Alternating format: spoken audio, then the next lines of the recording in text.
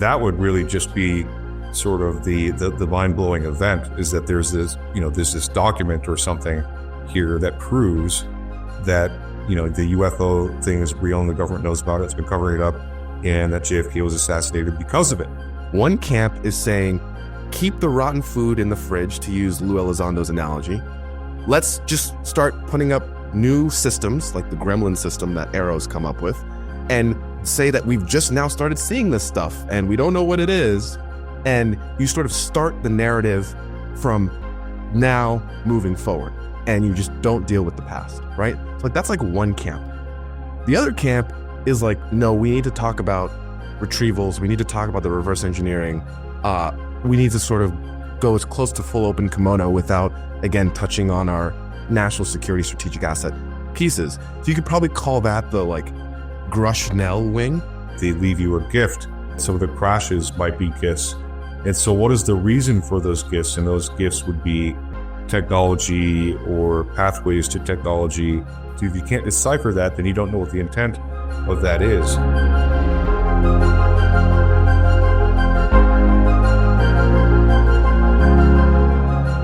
Hello and welcome. My name is Reed Summers. This is Emergent. It's my pleasure to be here, your host, on this journey of exploration as we walk around the contact that may be occurring between humanity and a non-human intelligence.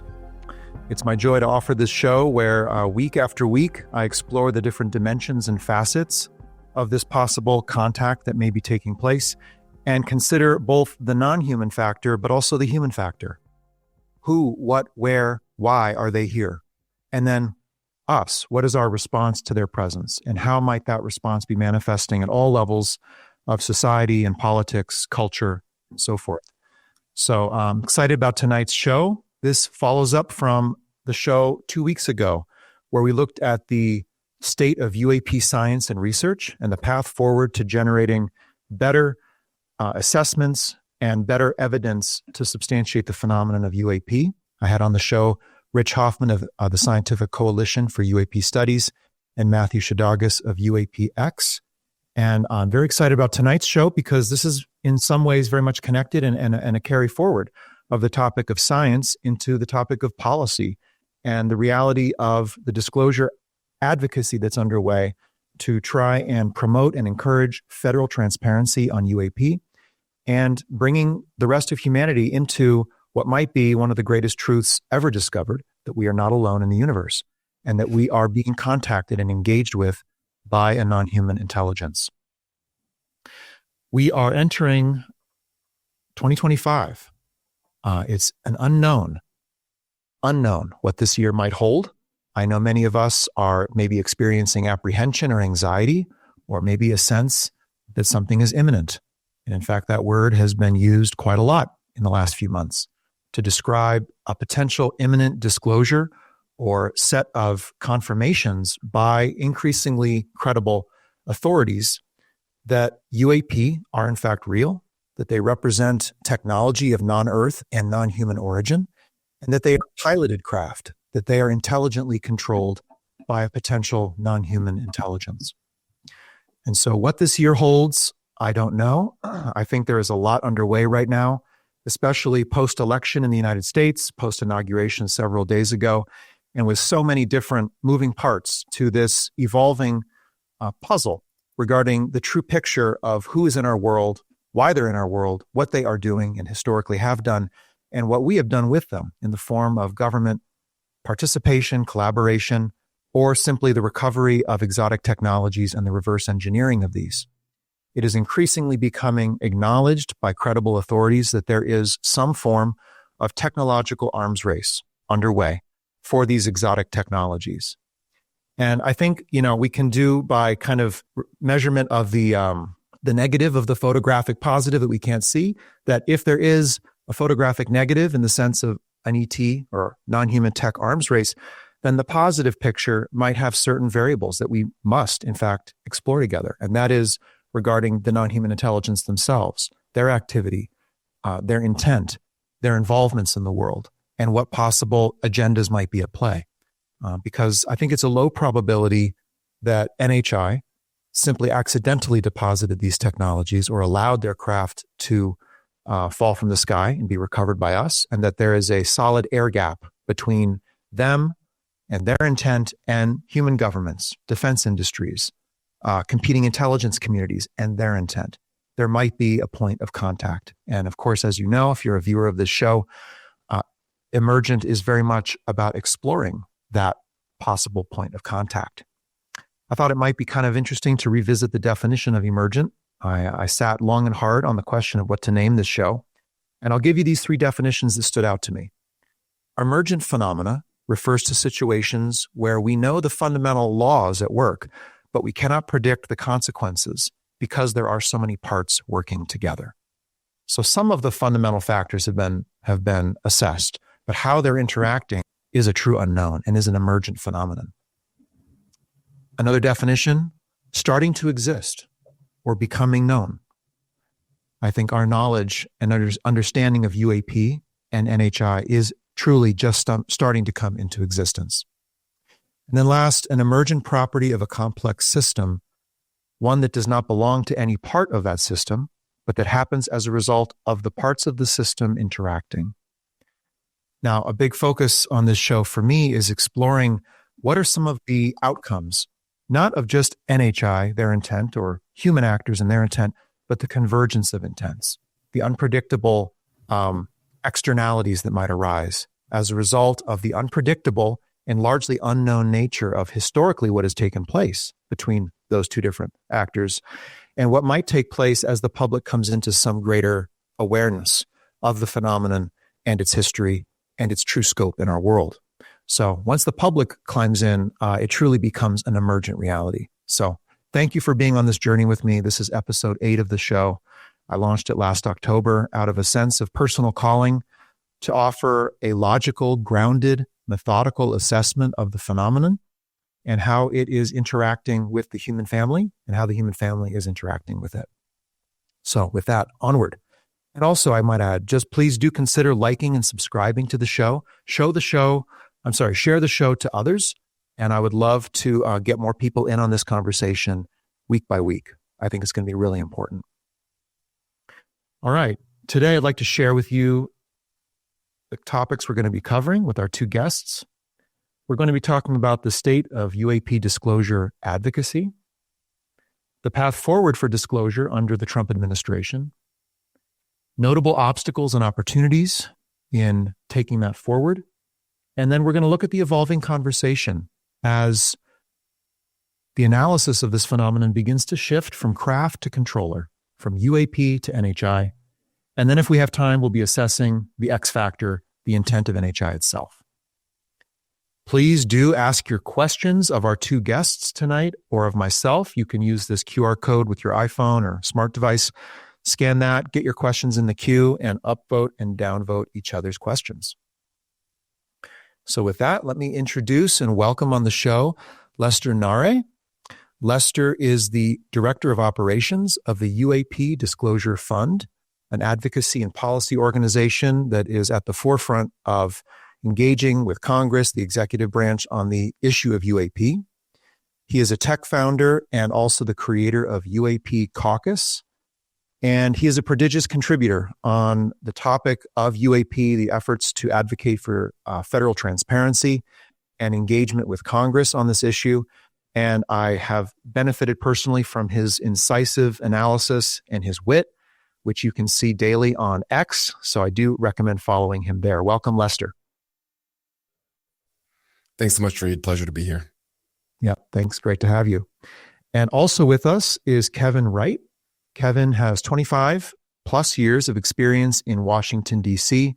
in public relations, communications, and issue advocacy. He founded Solve Advocacy, an issue advocacy and communications consulting firm dedicated to UAP and edge science issues. He currently advises the Scientific Coalition for UAP Studies, the board of directors on public relations, and is a consultant to the New Paradigm Institute and a weekly columnist on the Roswell Daily Record. Welcome, Kevin. Thank you, Reed. Nice to see you again. And hi, Lester. How are you? How's it going? And this is great to host this conversation. We know about each other. We've been looking at each other's work over many months. So great to circle up and have this conversation about what is the path forward for the efforts to advocate for transparency inside the United States government and its executive and legislative branches. And especially in light of a new administration taking office, what are the key steps that might need to be taken, either by advocates for UAP transparency or by the administration itself? So that's our topic for the day. We have a lot to cover. I thought Lester and Kevin, please just share with us a little bit about how you became involved in the field of UAP and disclosure. And if you could, what's a single moment in your journey that solidified your commitment to being involved in this field? Lester, we can start with you. Yeah, no, so I think I'll just sort of hit a couple of things. So, I'm a Zimbabwean American. I was a child of Zimbabwean immigrants. And for those who know the topic, the Ariel School case is one of the most famous mass sightings to happen in this subject. So there's a little bit of that cultural connection to the issue. There were probably three sort of preceding things that made me get to where I am today. Growing up, my dad and I would fly model rockets and model planes. So that kind of got me into aviation in a general sense. I personally had a very mundane sighting in my early 20s, an orb sighting.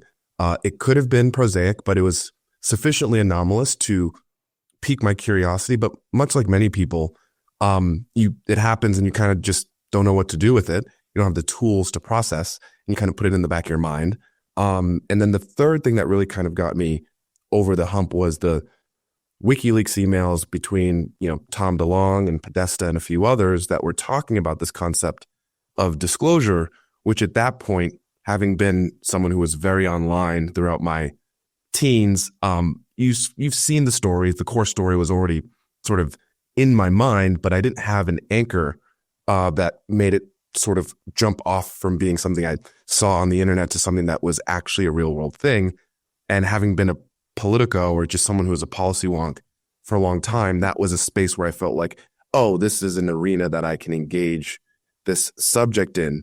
The thing I think that made me go public was post 2017 and, watching the lack of media coverage and the lack of just like analysis, frankly, that you would normally see around any other subject was a little bit frustrating.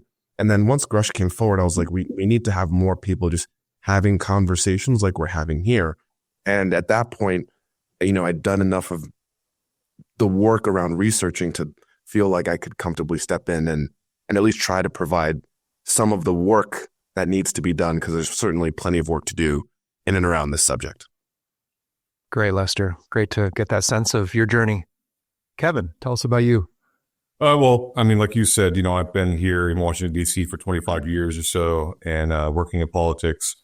And, the UAP issue isn't something that I gave a lot of consideration to. Mostly growing up, I watched X-Files and sci-fi movies and had a lot of interest.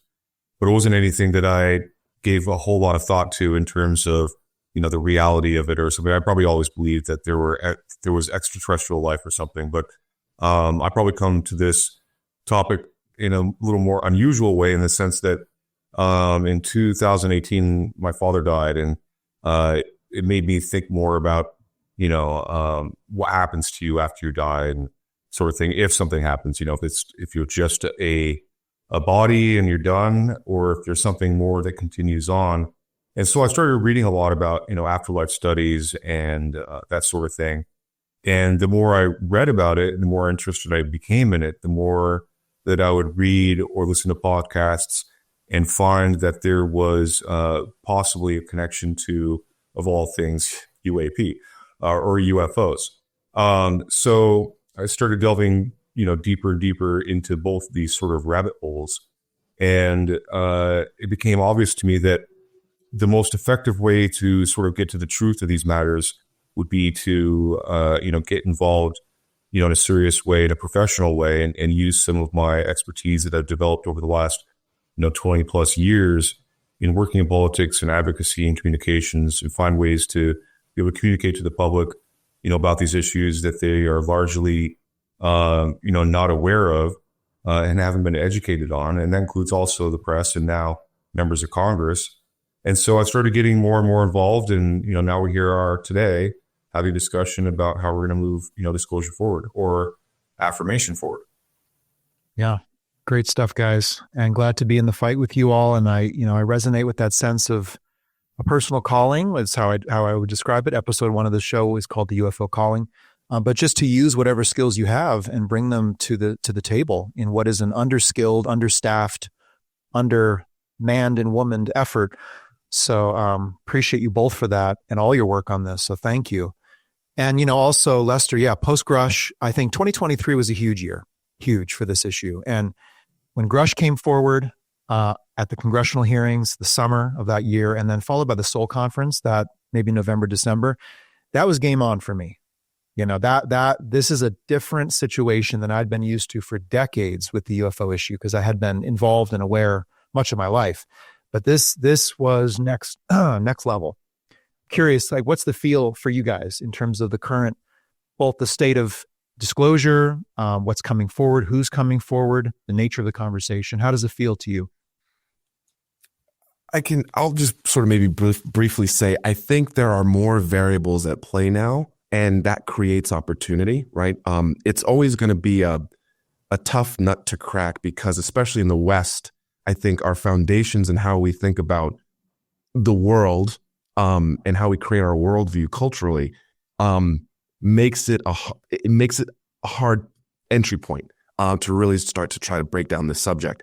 But when we look just strictly at the sort of political environment, we've never seen this many high-level officials coming forward, in any capacity, effectively saying there's something going on, and I would like to know the answer to that question, right? And I think that substrate is it can be overlooked because people are like, well, we've known about this for so long. That's true, but we've never been in an environment where you have a bipartisan and also across the executive and legislative branch, just a real desire to start asking the questions, which again, we have been in bits and pieces over the last several decades, but in terms of a consistent momentum building and expanding cohort of people in positions that can actually effectuate change, we are in a one-of-one environment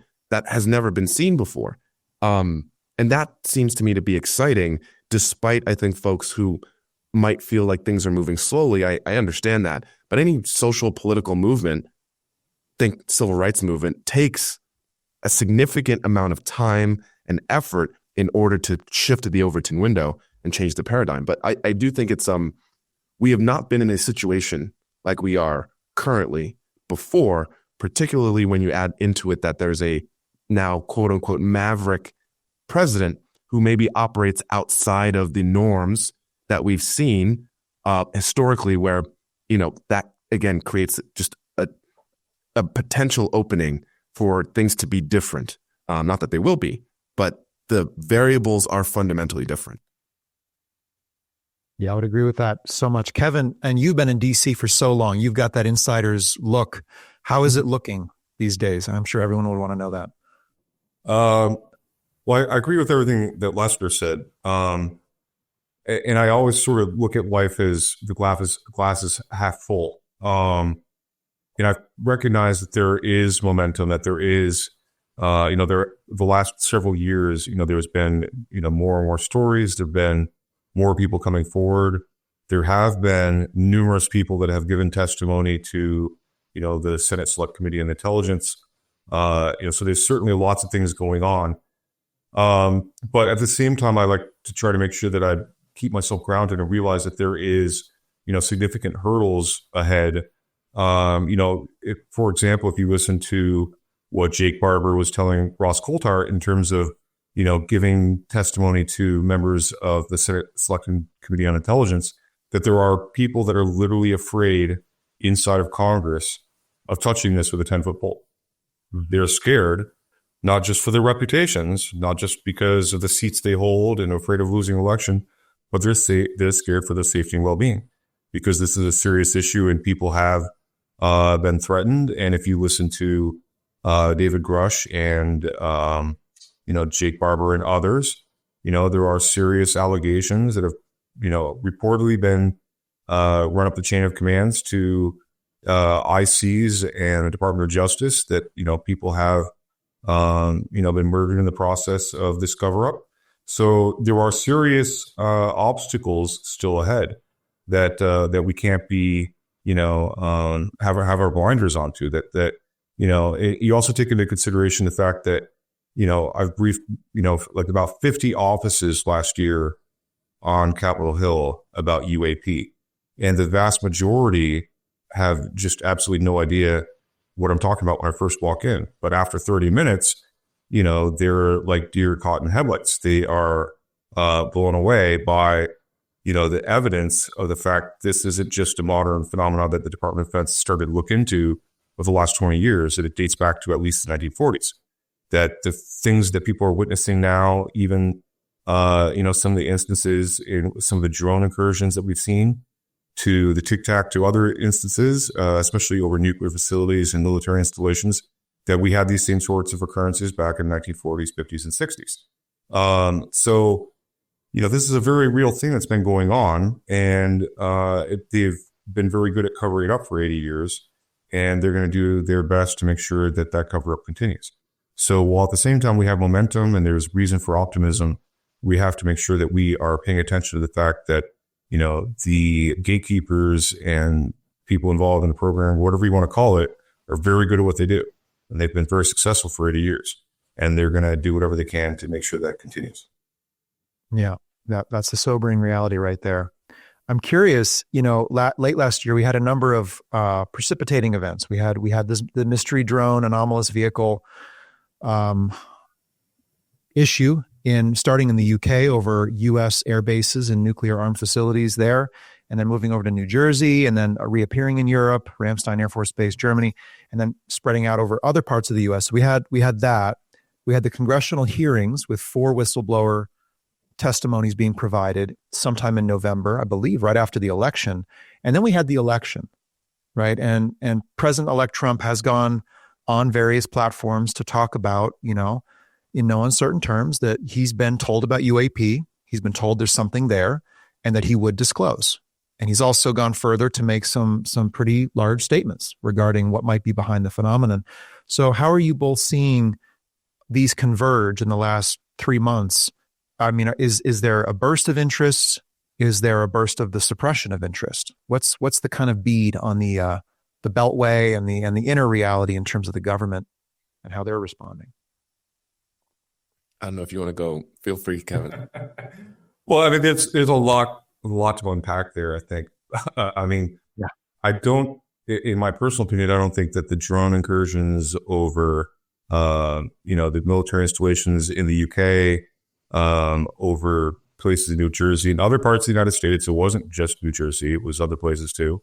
Australia and other countries that were reporting similar episodes of anomalous objects in the sky. I'm not sure that it has anything to do with the election or Donald Trump.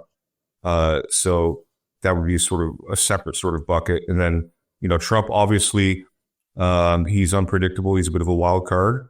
But that's potentially why, he is somebody that's sort of perfect for the time, potentially, to do something that is unpredictable and unexpected, which would be to stand up to, the people that have kept the secret for so long and reveal something that they don't want revealed. And that speaks to the heart of, what he calls the so-called deep state.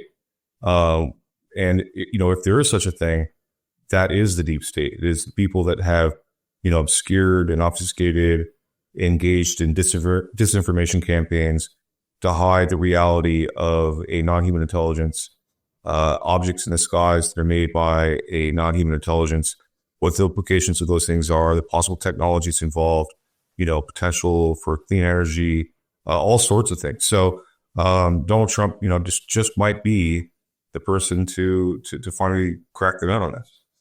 Mm-hmm.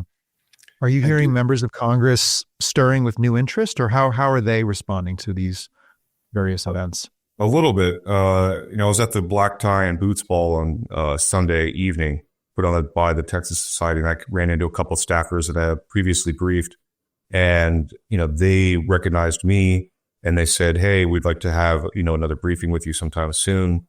with all the stuff going on with the drones, last fall and some other, developments, we'd like to have further conversations, sometime soon. So hopefully in the next week or two, we'll have those conversations. Oh, great. I do think it's President Trump is obviously a divisive character. And so people usually fall on one or other extreme sides of this, which is like, obviously he's going to be the disclosure president and he's only ever going to do something for his own personal benefit. And I actually don't know that those things are mutually exclusive. They're always framed as being mutually exclusive. But I don't know that that's the case. I think there's several arguments one could make for why there'd be a personal incentive for Trump to disclose, for any number of reasons. I also think there's an element here that's interesting that sometimes gets overlooked, which is when we look at like the corporate entities around this subject, right? You have the sort of old defense primes that have been alleged to be the ones so closely tied with sort of the reverse engineering pieces of this sort of issue. And there's been a interesting movement within sort of the tech way, the San Francisco sort of Silicon Valley community who have as much money as the DC blob, the old defense primes, these other big power centers, and they have kind of been left out in the cold on this issue. And not everybody in that cohort is like happy about that. So I think as you see, when you look at the orbit around Trump, the way I've always described it, there's sort of like four groups. You have obviously the new tech billionaires who currently seem to be sitting in pole position around him. This is the Elons, the Viveks, JD Vance, who was a venture capitalist for quite some time as vice president, who's also made public comments around this.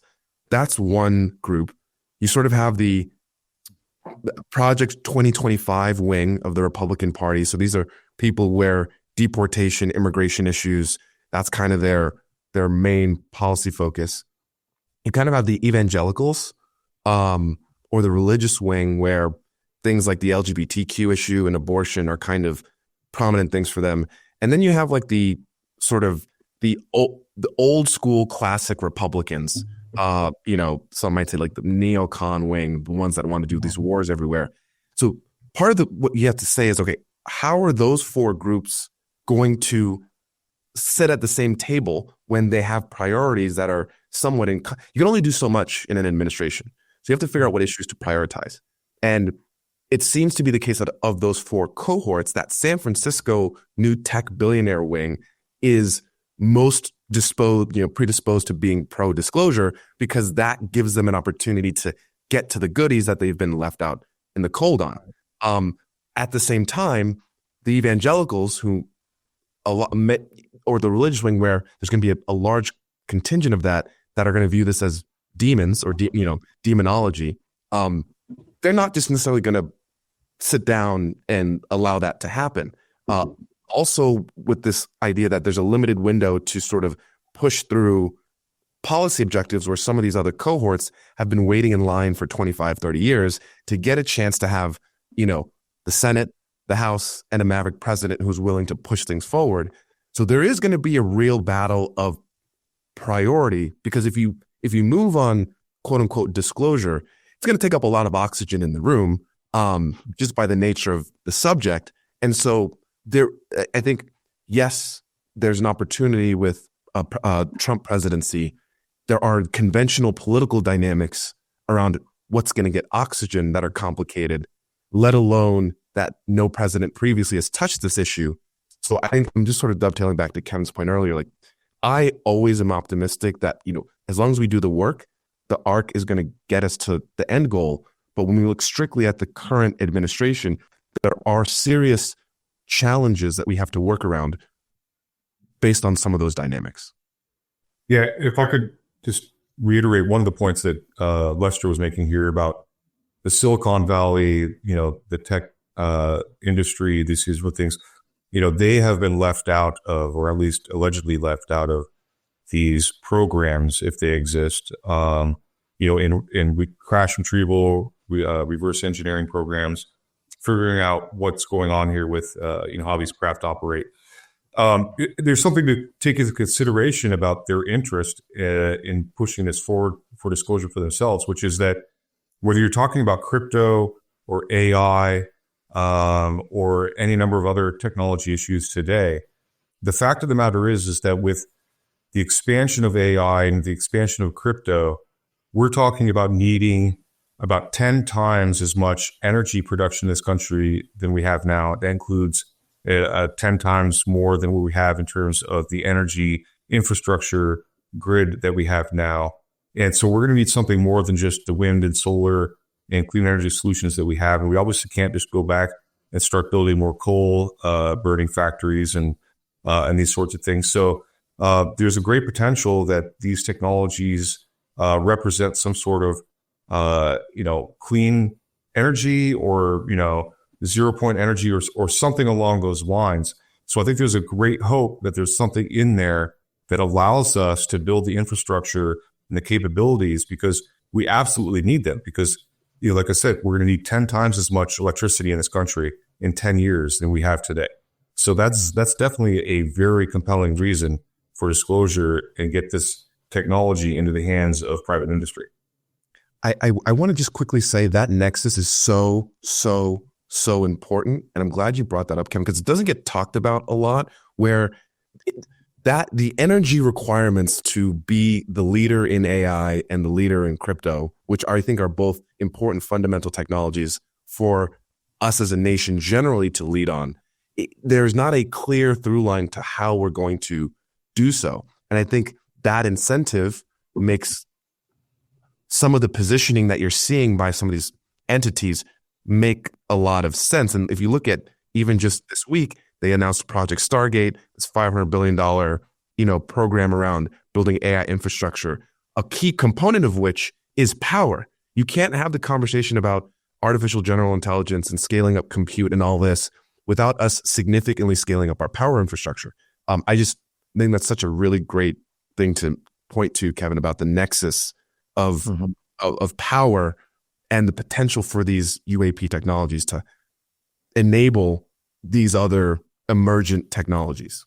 That's right. And it's also, a great geopolitical, component to this in terms of the United States positioning against China, Russia, Iran, North Korea, especially China, in particular as a peer competitor in the global sphere of competition and potentially future warfare. And that, this is a race that we have to win with AI in particular against China, because, they're racing against us as well. And we have to take it seriously.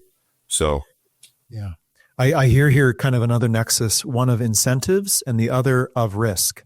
You have to incentivize doing this. This is a hard task for a federal government that doesn't reveal secrets. That's not what governments do, right? They retain information. They gain, technological ability or military capability above their competitors, and they compete and they win. And so we're asking for a good faith disclosure, hopefully an honest one and complete enough to be accurate, because partial disclosure could in effect be inaccurate or incorrect disclosure. We're acting for this good faith gesture to be undertaken by an administration which has all these other priorities. At the Seoul conference, I heard this nexus was on display all the time. Carl Nell talked about this is the special relativity to general relativity of ethical implications regarding these technologies, right? Who gets them? Who gets to market them? Who gets to patent them? Which university writes the cornerstone paper? Who gets rich and famous and seals up their career legacy, their financial power over their competitors? I mean, it's enormous. And then when you take it internationally, even if we do this ethically inside the bounds of this country, we could end up in a true physical kinetic global war over technologies like this with other countries and superpowers. I mean, we're already set up for that. So, I get the need to incentivize and to wake people up to the possibility that, hey, there could be something in this that either gives us the technology to fix our climate crisis, or that heals racial, religious, political divides, unites us. But the implications ethically and for deleterious outcomes are pretty significant in a world that's built on competition and already has how many dozens of hot conflicts underway that could be inflamed by something as extravagant and as powerful as non-human exotechnologies. Real easy stuff to deal with, right? Right. Well, that's why the smart people are being called to the front. And if you're watching and you're feeling that, like, I got to get in, well, you do. You do got to get in. I'd like to turn attention to one thing, which is news of the day, and I'm sure everyone's got their head on it, and that is this imminent declassification of records concerning the assassinations of President John F. Kennedy, Senator Robert F. Kennedy, and the Reverend Dr. Martin Luther King Jr. This was put out, I believe, yesterday. And it was put out by the administration with very aggressive timelines. We see 15 days here. Somewhere else we see 30 days. The administration wants an assessment of these records and a plan to release them. And, for those who are aware of the history of ufology, there is a presumed or speculated upon connection between the assassination of JFK and the UFO issue. I wanted to get both your take on this. Does this feel like possibly, the first stone on the land that triggers a landslide? Or are we looking at potentially something done to satisfy short-term, election promises that were made and to satisfy the base or whoever's watching, but it's not necessarily going to contain anything UFO related? What's your sense of this one? Go ahead, Lester.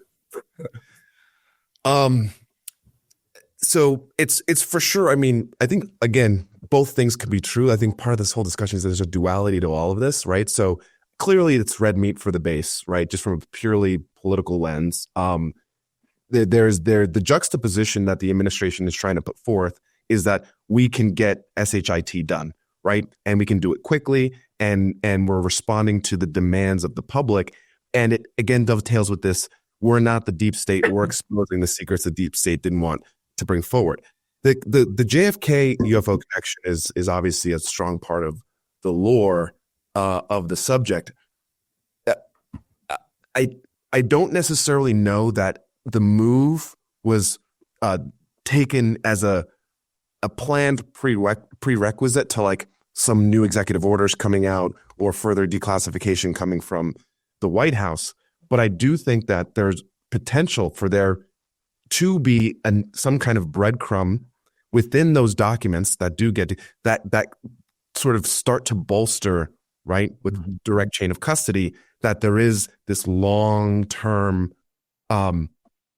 issue related to this that did rise to the level of the presidency. And there seems to be, from folks we know that have testified publicly on this issue in front of Congress, they believe there to be the connection that does exist in documents. The question just becomes, have those been deconflicted by those in control of the information to kind of squirrel it away into some other national security bucket in order to avoid that exposure? So that's maybe my just, it'll be interesting to see with those aggressive timelines if that actually does hit the National Archives. But regardless of the UAP subject specifically, I think general declassification is important, and this is something that should be done anyway, right? And if there's that added benefit of the UFO connection, I think it's, again, that will get very interesting very quickly if that does exist there. Right. Yeah. So, it's a minefield of speculation, but looking at what was his name? I think his name is Jeff Cruikshank. I think his name is Australian investigative reporter that's done a lot of work in this subject between JFK's assassination and the UFO connection. He did an hour-long thing on News Nation with Ross Boltart, Reality Check. It was fascinating, made a very compelling case that there's a very solid connection there between JFK, his assassination, and UFOs. There seems to be, a great chance that there's something connected there. What I would find most interesting is if really the reason why we've had so much secrecy and all these documents have been withheld is because, there's one piece of paper in there that actually proves that to be the case, because then that unravels, this other even bigger secret. That would really just be sort of the mind blowing event is that there's this document or something here that proves that, the UFO thing is real and the government knows about it. It's been covering it up, and that JFK was assassinated because of it. I mean, that would really be just, mind blowing. So, I don't know whether that's the case. Like I said, Jeff made an extremely compelling case for that being the case. But then again, there's been compelling cases for, the mafia, for the CIA, for, any number of things, inside jobs, all kinds of stuff. So, I don't have enough information and knowledge to say one way or another. I just think it's a fascinating thing to discuss. And, we'll see. And, Mike Pompeo, the former Secretary of State under the Trump's first administration, addressed this with, I think it was Jesse Waters of Fox News, talking about, what's still remaining in the 4,000 something documents that are inside the archive that haven't been released. And he said, there's nothing really there. But then he transitioned to, I've also seen the UFO files. But then, at the end of that interview, he also admitted that he had actually not seen every single document that was still not released yet. So, we'll see, if all these documents actually do come out and they're not redacted, and all the people that have investigated this for decades will be able to quickly analyze, what's in there, and make some determinations if there's something actually relevant, and we'll see soon enough, hopefully. Yeah, I was just looking at Geoff Cruikshank's post the day that this came out, because right after the White House posted this announcement, Chuck Schumer posted, "Now do UFOs," That's right. To which Geoff said, I think he just did. JFK was assassinated because he was about to reveal the alien presence. 2 birds with 1 stone. So, well, he also posted to a document from WikiLeaks that, I don't know the accuracy of whether or not it's real or not, but, it's a very compelling document too. I just want to make 2 quick notes. One is, when Pompeo touched on this, the way he couched it was, we have bigger problems, right, to deal with than that, this stuff. I think the one aspect to think about is he really well versed in the history to really understand the implications of minutia that might be in those documents that researchers would understand the import of, but he might not. So that's one way to kind of think about it. The other thing I think that's interesting about this is, an X factor here is the declassification of the JFK files might create some potential freedom of movement for Harold Malmgren, who was the presidential advisor to several presidents, who has become much more out in the open in the last, let's say, 6-8 months about his personal experience at the level of the office of the president over multiple administrations around this subject.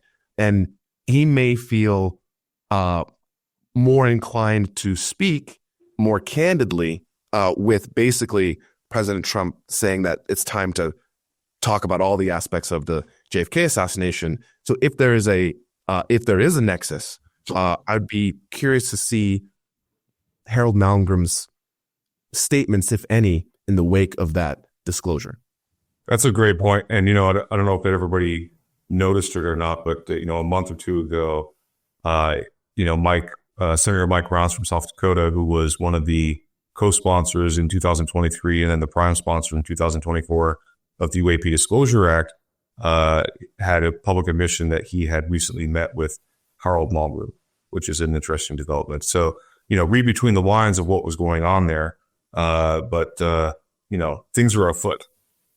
One of the things that I want to talk to you about is the JFK files. And one of the things that you said was that if they showed you what they showed me, this was your quote, you wouldn't want people to know it either. So I opened them up partially. I was met with, from good people, good people that were well-meaning. Mike Pompeo was one of them. He's a good person. They called me. They said, "Sir, would rather have you not." And I did open them, but I was asked by some people not to open them. There's a Martin Luther King file too, by the way, that they'd like to see. I don't know if you know, but there is that. But JFK in particular. So they called me. A lot of good people called me. People that that you would find reasonable people. And they asked me not to do it, so I said, well, we'll close it for another time. But if I win, I'm going to open them up. I'm just going to open enough. Why didn't you open it up the first time, though? Because a lot of times, what was the hesitation, though? Addresses, people that are still living. There are people that are affected. And there could be some national security reason that that I don't have to necessarily know about. But it's time to open them. I can't tell you whether or not they're going to find anything of interest. And I did partially open. I think I've opened 50%, but I was asked not to do it, and I thought that was a reasonable ask. But now I'm going to do it. I'm going to do it very soon. There's a lot of interest in it. One of the things that there's a lot of interest in the people coming from space. Yes. And I know you're interested. Oh, in that very too. interested in that. How much did they tell you about that? A lot. Really? Yeah. What did they tell you? How much can you tell? So how's that work? Is it like super top secret? I can tell. Tell me. I get that question as much as almost any question. Do you think that we have aliens coming, flying around? Or they said, sir, there's something there. There's something there. They've said it, yeah. A lot of people are very interested in footage of UFOs. The Pentagon has released a few videos, and there's been anecdotal reports from fighter pilots. So a lot of people want to know, will you help push the Pentagon to release more footage, which a lot of people claim is available? Oh, yeah, sure. I'll do that. I would do that. I'd love to do that. I have to do that. But they also are pushing me on Kennedy. Mm-hmm. And I did release a lot, but I had people come to me and beg me not to do it. But I'll be doing that very early on. But I would do that. There's something about the UAP thing, like the JFK thing, where there's some secret there that there is some group of people that really don't want us to know. So, Well, that's a fact. Yes. I bumped up against that personally several times on both of those issues, which appear to be related. Yes. But I don't know the answer. It's almost like seeing something in photographic negative. All I know for a fact confirmed is that they are willing to go to extreme lengths to keep it secret. And so that's just to tell that there's something profound there. It's not just a bureaucracy covering its own ass. It's more than that. I mean, how about the clip where Pompeo is being interviewed about the JFK files, and then he literally mid-sentence goes, but I mean, I've also seen the UFO files. And it was like, well, why did you just switch from what made you think of the UFO files on the JFK files? I don't know. Secrets. Why'd you fight to keep the JFK files secret? Because I was trying to keep Americans safe. And by the way, don't paint with too broad a brush. 99.6% of the JFK files are public today. But it was 60 years ago. John, not everything was 60 years ago. And I don't want to spend a lot of time walking through this, but suffice it to say, the definition of a document covered by this statute that you're referring to, it's a little bit wonky, but suffice it to say, if Congress holds a hearing tomorrow on the Kennedy assassination, the documents generated tomorrow will be part of those files. Those would be tomorrow, they'd be 60 seconds old, not 60 years old. And last thing I'll say is there are things that happened 60 years ago that are still important to keep in the vault. There are lots of things that happened that long ago that still are appropriate not to release. Think of names and addresses and families. And by the way, there's also no value in them. These don't hold the dark secrets that everybody wants to just hold up as the bogeyman. I saw the UFO files too. We've got bigger problems. In America, lots of bigger problems. Just because something is kept secret, why not go to the darkest corners? But it's a lot of fun. I'm happy to go there with you if you'd like. Yeah, good stuff, guys. Great. Well, to dive a little bit deeper in, let's talk about, post-inauguration, new administration. I believe there's a new session of Congress presently. So as two guys who are on the front lines of advocating for government transparency on UAP, what's the path forward as you see it? What would you advocate for among those you're in touch with in the government or, among other advocates as well? I mean, where do you start, right? There's still we can go line by line. We could start with the UAP Disclosure Act as well, because I would like to touch on that. So I think there's a lot of doors right now, and like Kevin was mentioning earlier, that there are centers of gravity within Congress right now that are interested in this, but it's not pervasive across all members, right? Congress is quite large. I think if you bifurcate this into two lanes, you have the legislative paths and then you have the executive path. On the executive side, like the obvious path is using executive orders to do any number of things. Institute whistleblower protections specifically for programs that are classified under executive authority. You could also create a role for a UAP Czar, which is, the policy brief that Lou Elizondo recently put out. Also the repatriation of control around this is another issue. So, there's executive action that can be done as one path. And then, within Congress, the number one thing that would be the most valuable is a select committee, ideally with a special prosecutor that really starts going aggressively after this issue. But, Speaker Mike Johnson has already sort of decided not to initiate that select committee at the beginning of the 119th Congress. So as of right now, that seems to be a dormant thing until there's an inciting incident that just justifies the creation.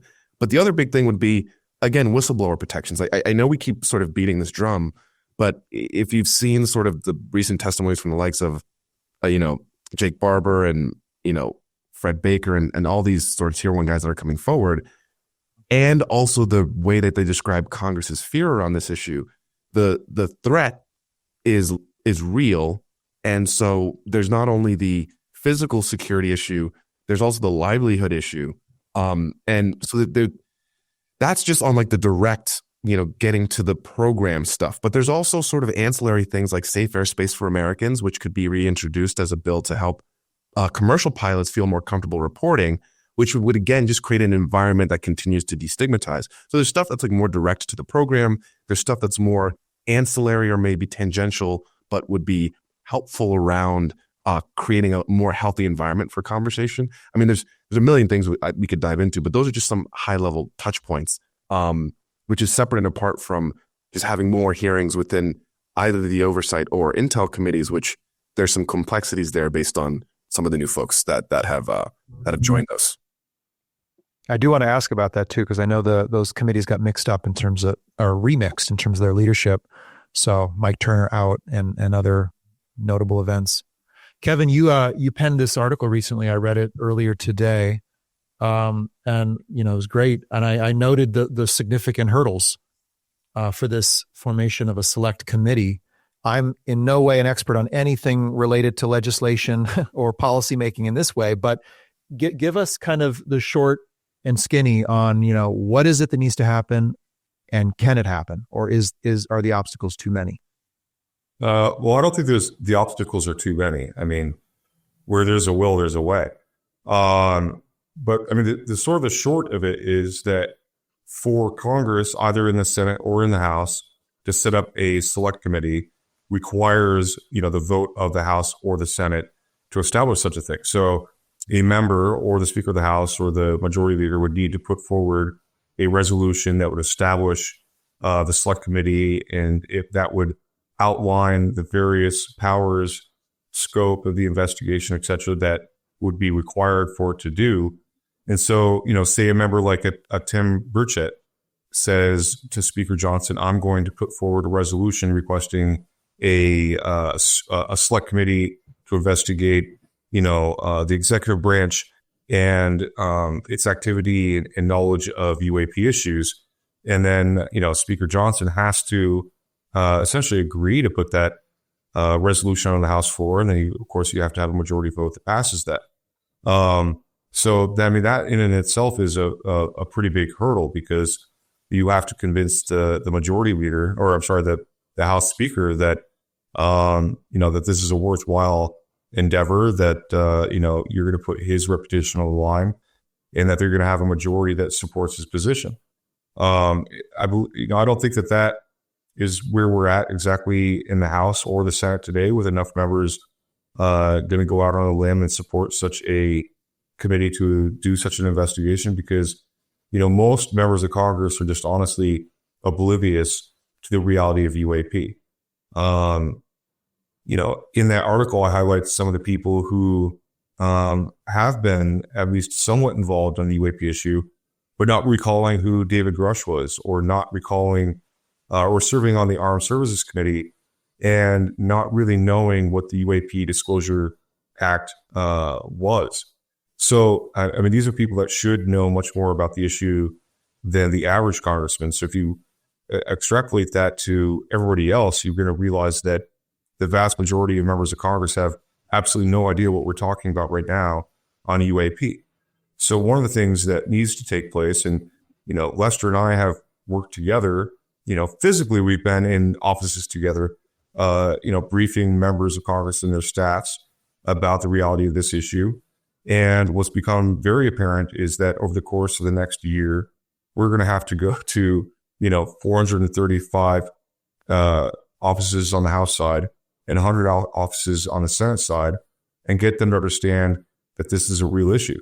And one of the ways that we need to do that is, if you go to somebody that is on, say, the Veterans Affairs Committee on the House, they usually serve on one or two committees at most, and make the issue germane to them and their constituents and what their interests are. So if you go to somebody that serves on the Veterans Affairs Committee, you say, look, there are members of the military and intelligence community and employees of the federal government who have sustained injuries because of their close proximity to UAP. You need to provide them with answers and benefits and, death benefits in some instances. You go to somebody on the Energy Committee, you say, look, there's the potential for, this clean energy. The same with somebody that's on the Environmental Committee, that there's a potential for, mitigating climate change. So there's any number of ways of reaching out to these individual members, but you have to make it, specific to them because they're not paying attention to this issue at all because it's not, in their, it's not in their face. It's not something that they're paying attention to because majority of their constituents don't care. So we have to also educate the public about it. So those are some of the significant hurdles that we have in not just, generating, a select committee, but also generating enough interest and knowledge base on Capitol Hill. And that begins with educating the public. I want to piggyback on that because I agree across the board. And there's another layer here, which is that, there are staffers and members are like two different constituencies. And there's sometimes a different level of understanding with staffers who are like making the sausage versus members. So like one thing is like both cohorts kind of need to be quote unquote read into the contemporary nature of this issue. One of the challenges, and Kevin kind of touched on this, is like the issue is extremely abstract for a lot of people. And so you go to them and you're like, you bring it up and they're like, okay, what do you want me to do about it? And so part of it is finding ways to make it germane, particularly to the jurisdiction of the committees that people are on. I think one thing that we can look at as a reference point is the way in which Havana syndrome or the anomalous health incidents issue has been able to emotionally connect. Like that issue has been able to have an emotional connection with members, where if you watched the most recent hearing, it was in the Senate, I can't remember which committee, late last year, you can see the level of engagement from members as there was a panel sort of discussing the issue that veterans were having, just, or folks who used to previously work for the government were having, just getting their benefits. And if there's one thing about Americans that's true, regardless of a lot of political stripes, is people separate the folks who decide to make us go to war with those who serve and protect us. And there is a huge, I think, support for veterans being able to like get what they deserve in terms of having served the country. So the angle that those in and around the anomalous health incidents issue kind of went with was making it a human story about vets, and it allowed there to be some grounding for members to grab onto in terms of, oh, I know what we need to do about this. We need to rectify, the sort of benefits that these folks were not getting. And then that's now begun to unravel the larger implications of this, so much so that the National Science Foundation had to rescind previous data from a study around this because they found out that the CIA was basically fuzzing the data. And the Biden administration had to issue a statement right, before the transition, saying that they were going to brief the Trump admin on this subject. And I think part of that comes from again, in the world of politics, we have to find the grounding element for folks, because it is such a sprawling issue with so many tentacles and implications. Mm-hmm. The question becomes, where do we start? And helping kind of give people like a real world connection point to the subject. And walk us through, and I'm sure the viewers would be fascinated to know, like, what does it look like to sit down with a staffer or a congressman or woman to, quote, brief them on this?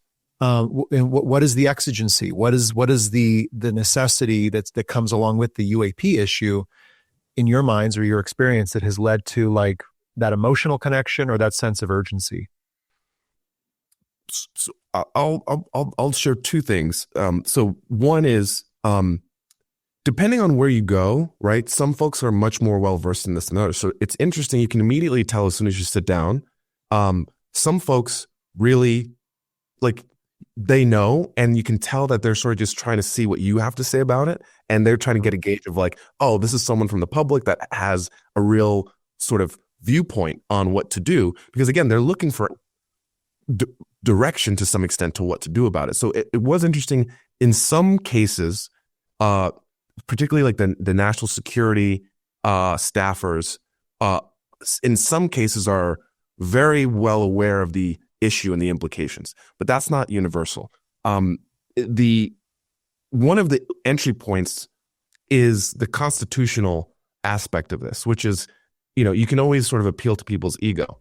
You have a right to this information and you're not being given it. And that's kind of like an easy place to start, because it's like, once you then get the information, you will have an understanding of how grave the implications are of what we're talking about. I will just quickly share an interesting story. My experience has always been most staffers are attentive, they listen, they might not have an idea of what the entry point is or what's going on, but they're at least willing to sit down and listen.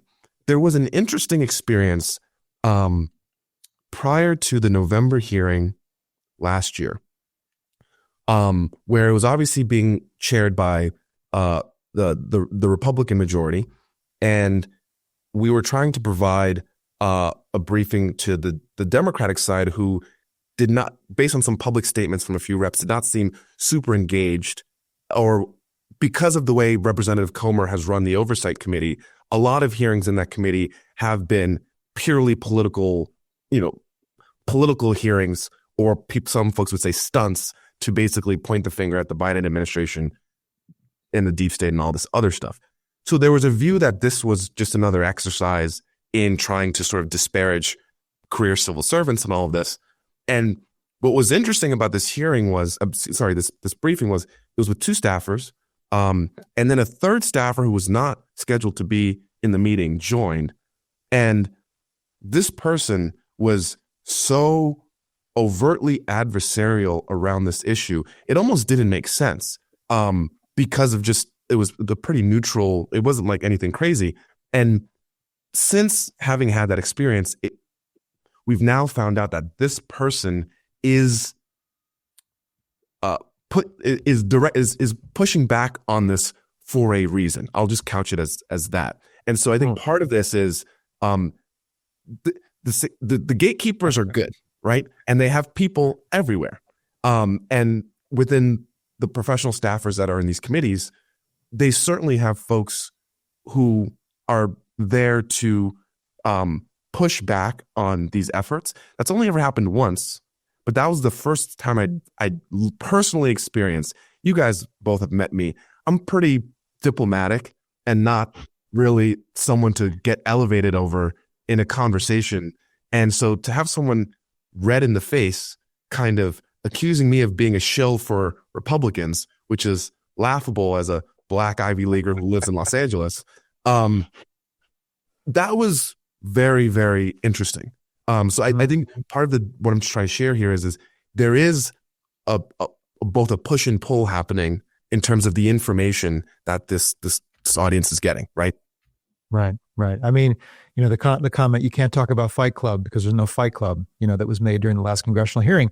I mean, this is part of the anecdotal indications that there is something very big, very secret, and that is willing to engage in hostile acts, whether it's in the form of communication, like right in your face in the office of a congressman, or in other ways. And that says to me that there's a there very directly. Exactly. Yeah, interesting stuff. Yeah, and the other thing is, if this is advancing in ways that can no longer be controlled effectively and swept under the carpet, toothpaste can't be put back in the tube, the elements that have been keeping the secret, they don't just roll over. In fact, they might even become involved in the disclosure movement. They might even try to, there's the word, co-opt and redirect and deflect. And what's your thoughts on that? I mean, do you see evidence of that these operatives are in the space? Kevin, feel free to touch that one if you want. And you can feel free to name names too. I'm sure people would love it.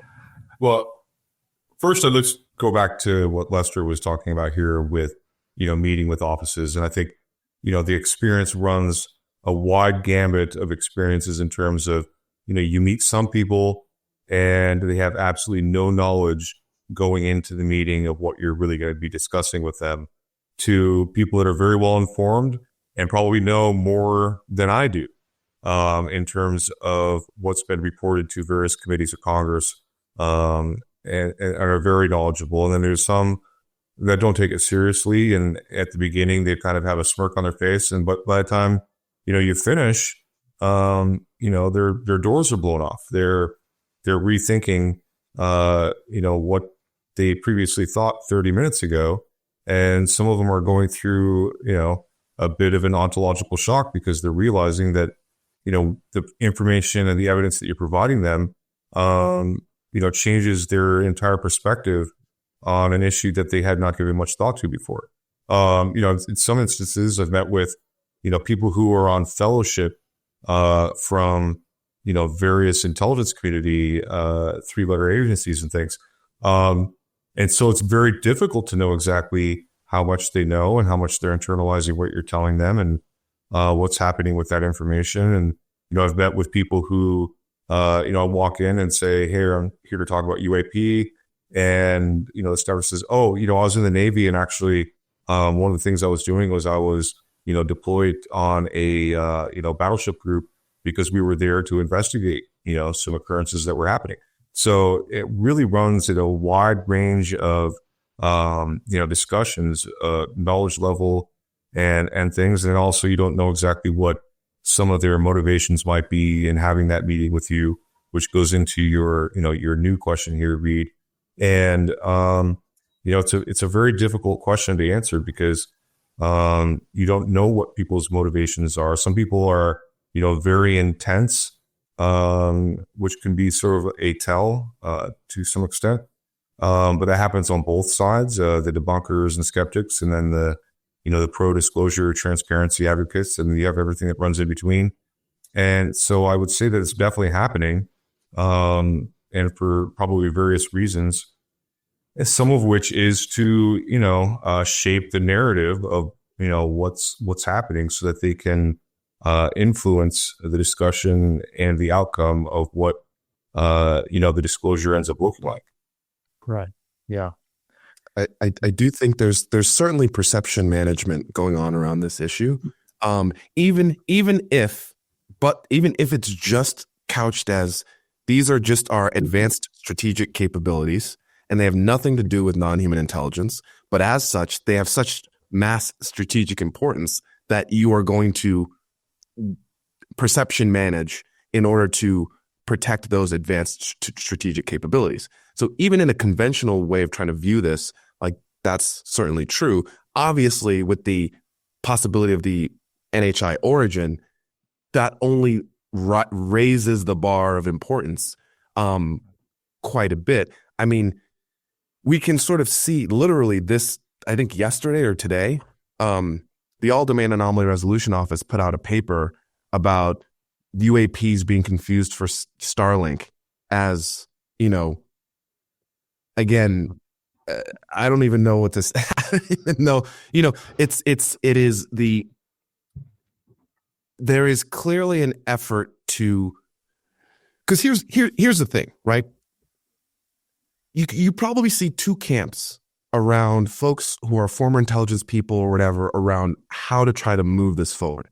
One camp is saying, keep the rotten food in the fridge, to use Lou Elizondo's analogy.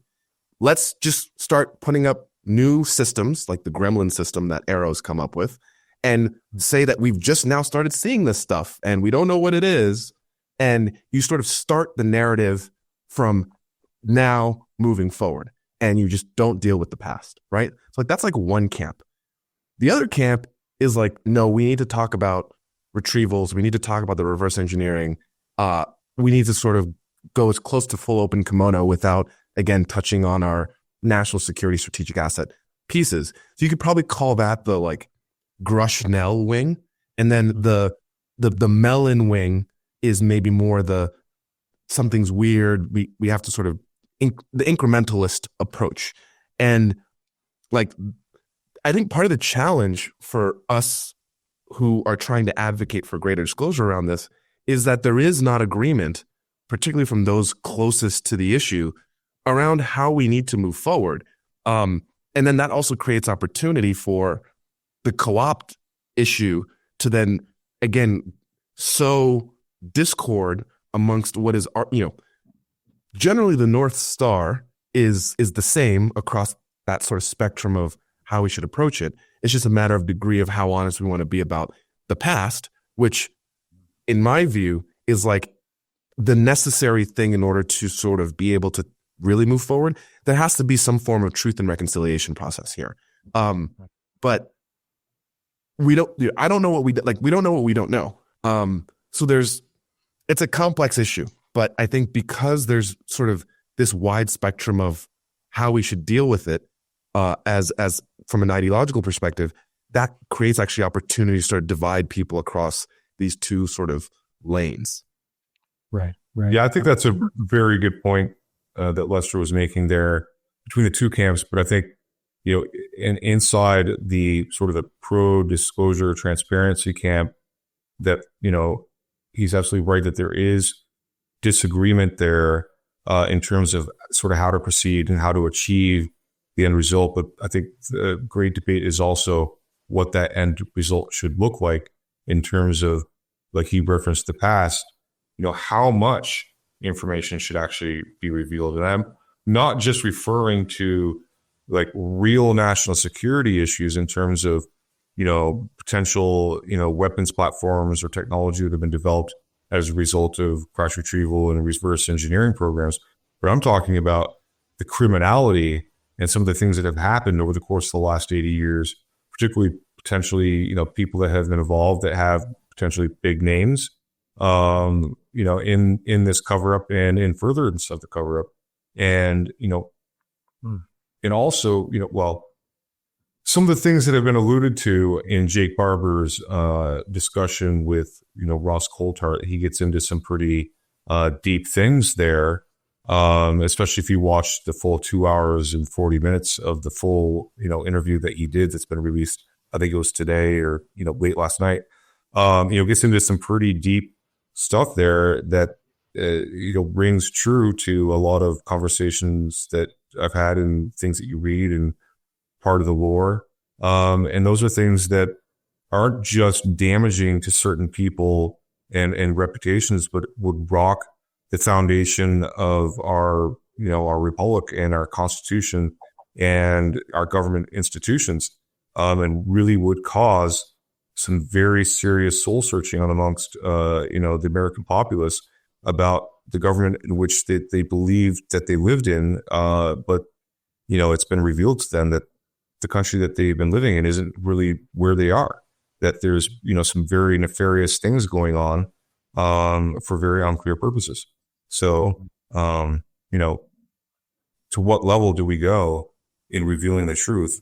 I think that's at the heart of it. Right. Yeah. I've been asking this question for a while now, which is, we all want disclosure, but no one likes to talk much about what is this disclosure of? What is the disclosure or the set of disclosures? I mean, if it's something so tremendously difficult and with illegalities involved and criminality or even hostile intent by the visitation itself or their act, I mean, it becomes a different matter and a different pathway toward effective resolution.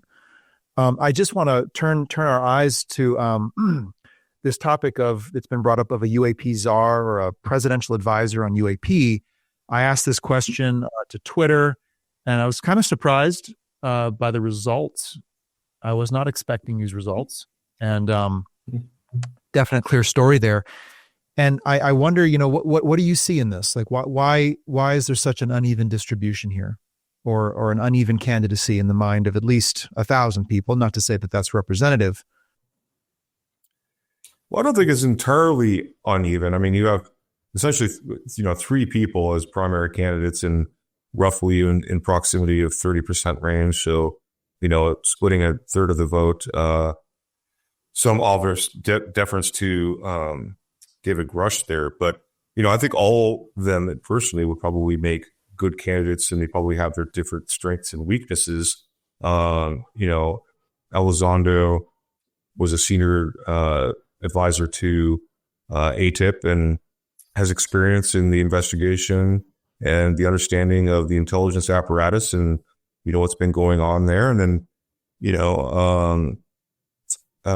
you have David Grush, who did his own investigation and uncovered things and talked to numerous whistleblowers. And then you have Carl Nell, who clearly knows a thing or two and has zero doubt that what we're dealing with here is a non-human intelligence. So I think any one of those candidates would be fantastic, and they probably all bring their own strengths and weaknesses to the potential position. But I don't have a personal opinion on any particular person, but I definitely want whoever that person is to be a bona fide transparency and disclosure advocate, whoever that may be. Yeah, I'll kind of tease that out a little bit.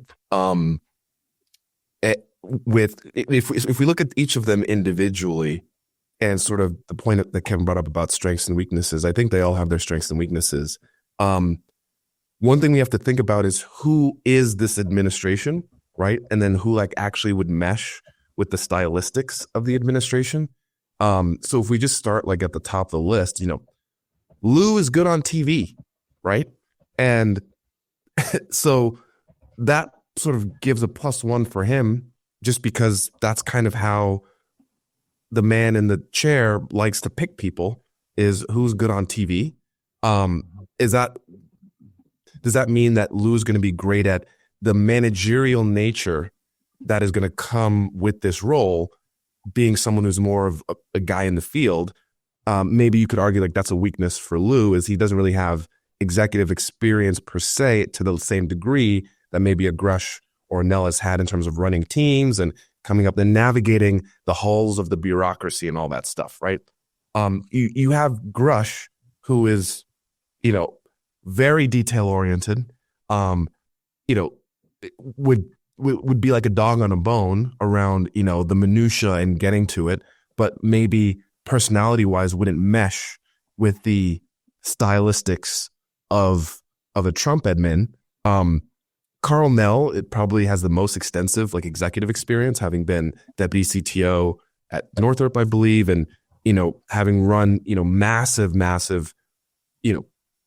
programs such as the reorganization of Army's Futures Command and all that. So he potentially has the most sort of polish, quote unquote, to navigate that environment. But folks might not agree with Carl's approach, who is the proponent of this kind of controlled disclosure, slow drip incrementalism.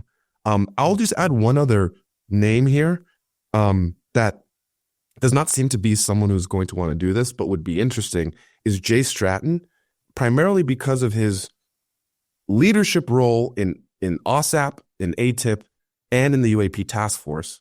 Has arguably been, has the highest visibility into sort of some of the mechanics of where this is working and how it's working.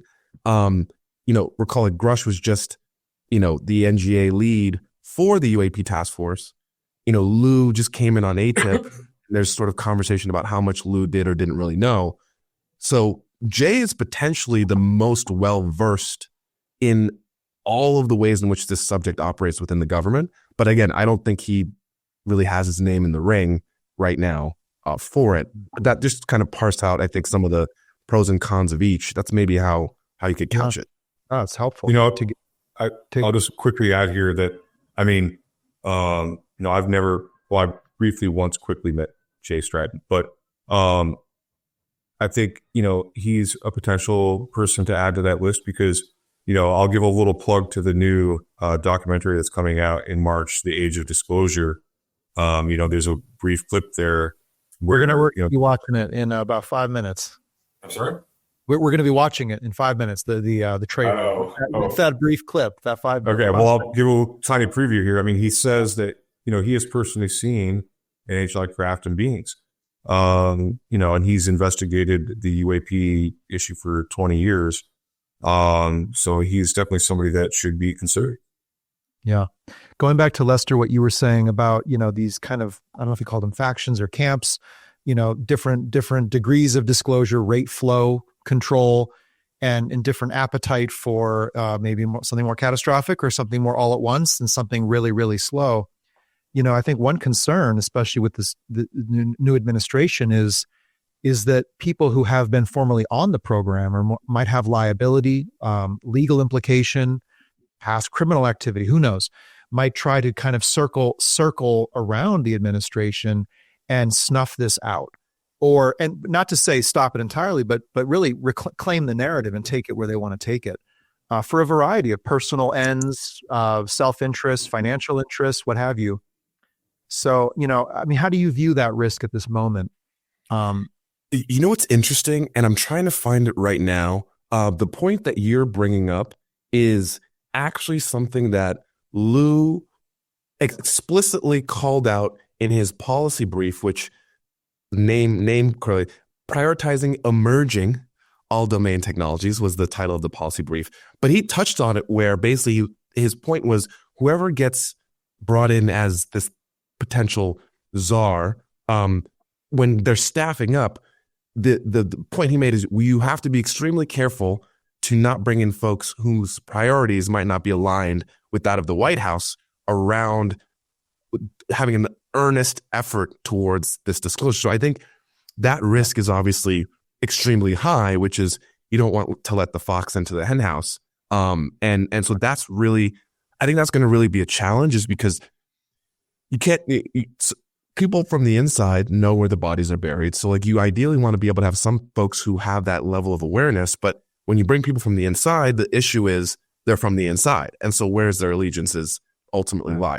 That's something that's really, really hard to navigate. I don't know how they're going to sort of address that issue, but I think that's kind of the reason. I mean, you're seeing this jockeying for a position right now because a variety of folks seem to feel that the writing is on the wall and that this is going to start to spill out. So everyone's trying to jockey for a position. And one of the aspects of this is potentially to cover their own, because of the ways in which they may or may not have been involved with this subject. And they want to be able to control how the process of truth and reconciliation happens in order to ensure that their little corner doesn't get spotlit. So I do think that is going to be a huge challenge if there ever is sort of a quote UAP czar that gets, put in place. What I will mention is an interesting aspect of this is that one of President Trump's sons, Donald Trump Jr., is very, very engaged on this idea of bringing in, a point person for UFOs into the White House.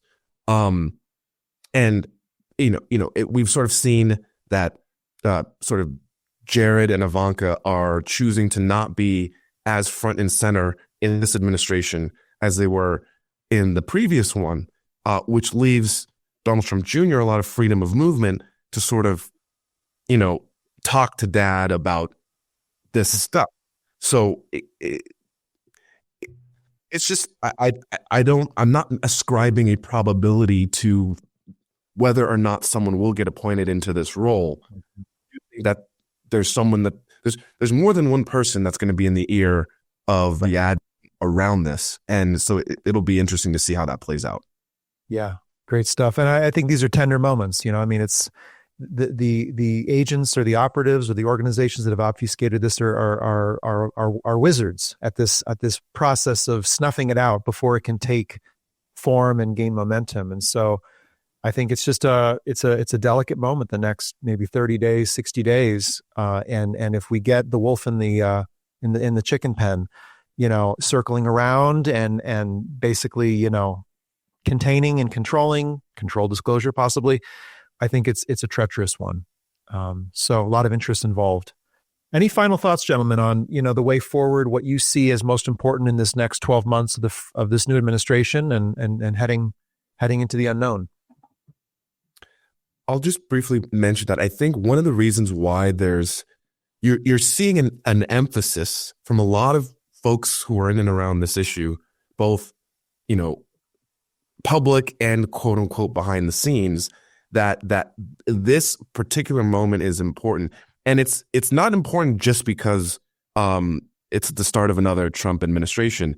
It is because the start of a new administration and the 119th Congress is where priorities for the next 4 years sort of get decided. Because as you start to, there's going to be inertia that builds up as the initial policy prescriptions that this admin puts in place starts to get pushback. So, for example, Trump's already introduced several executive orders and is sort of a barrage of stuff. There's action happening. And so that creates, again, the opportunity to insert this as one of those actions that happens. We're already seeing some of these executive orders starting to get caught up in court, like the birthright citizenship issue. And as time goes on, whatever the issues are that have been established at the beginning become like the entrenched topics that just continually become the focal point of the administration. With Biden, we saw that inflation was the definitional thing at the front end, and that was the main issue that kind of transcended that whole administration. Inflation, let's say the border, right? So there is a window of opportunity at the beginning of a new Congress and a new admin to insert this as one of those short list of topics that will transcend and be top of mind throughout this sort of 2 and 4 year cycle. So I think that's why a lot of folks feel the need and urgency in these early days to even get a small win here or there, because you just even get one EO around this subject or the declassification of the JFK files having the UFO connection, that will be a substantively different thing than we've seen before in terms of forward progress. So I think that's why people view this window of time as particularly important before the political inertia sort of kicks in. Right.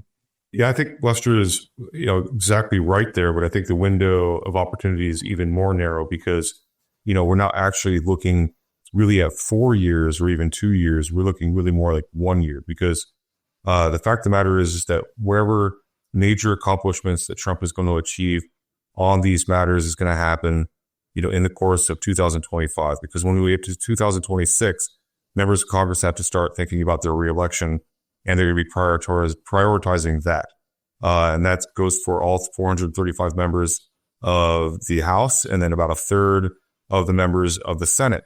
And then once you get past those 2 years and get past the 2026 election, Trump is a lame duck president, and people are not going to be paying as much attention to, what he's saying, what he's doing, and what he's commanding, because people are going to be jockeying for position for, the nomination come 2029, or 2020 for, the next presidential cycle. So the window of opportunity is actually much more narrow in that if we're going to accomplish something, it has to be 2025 in terms of at least, with Trump here.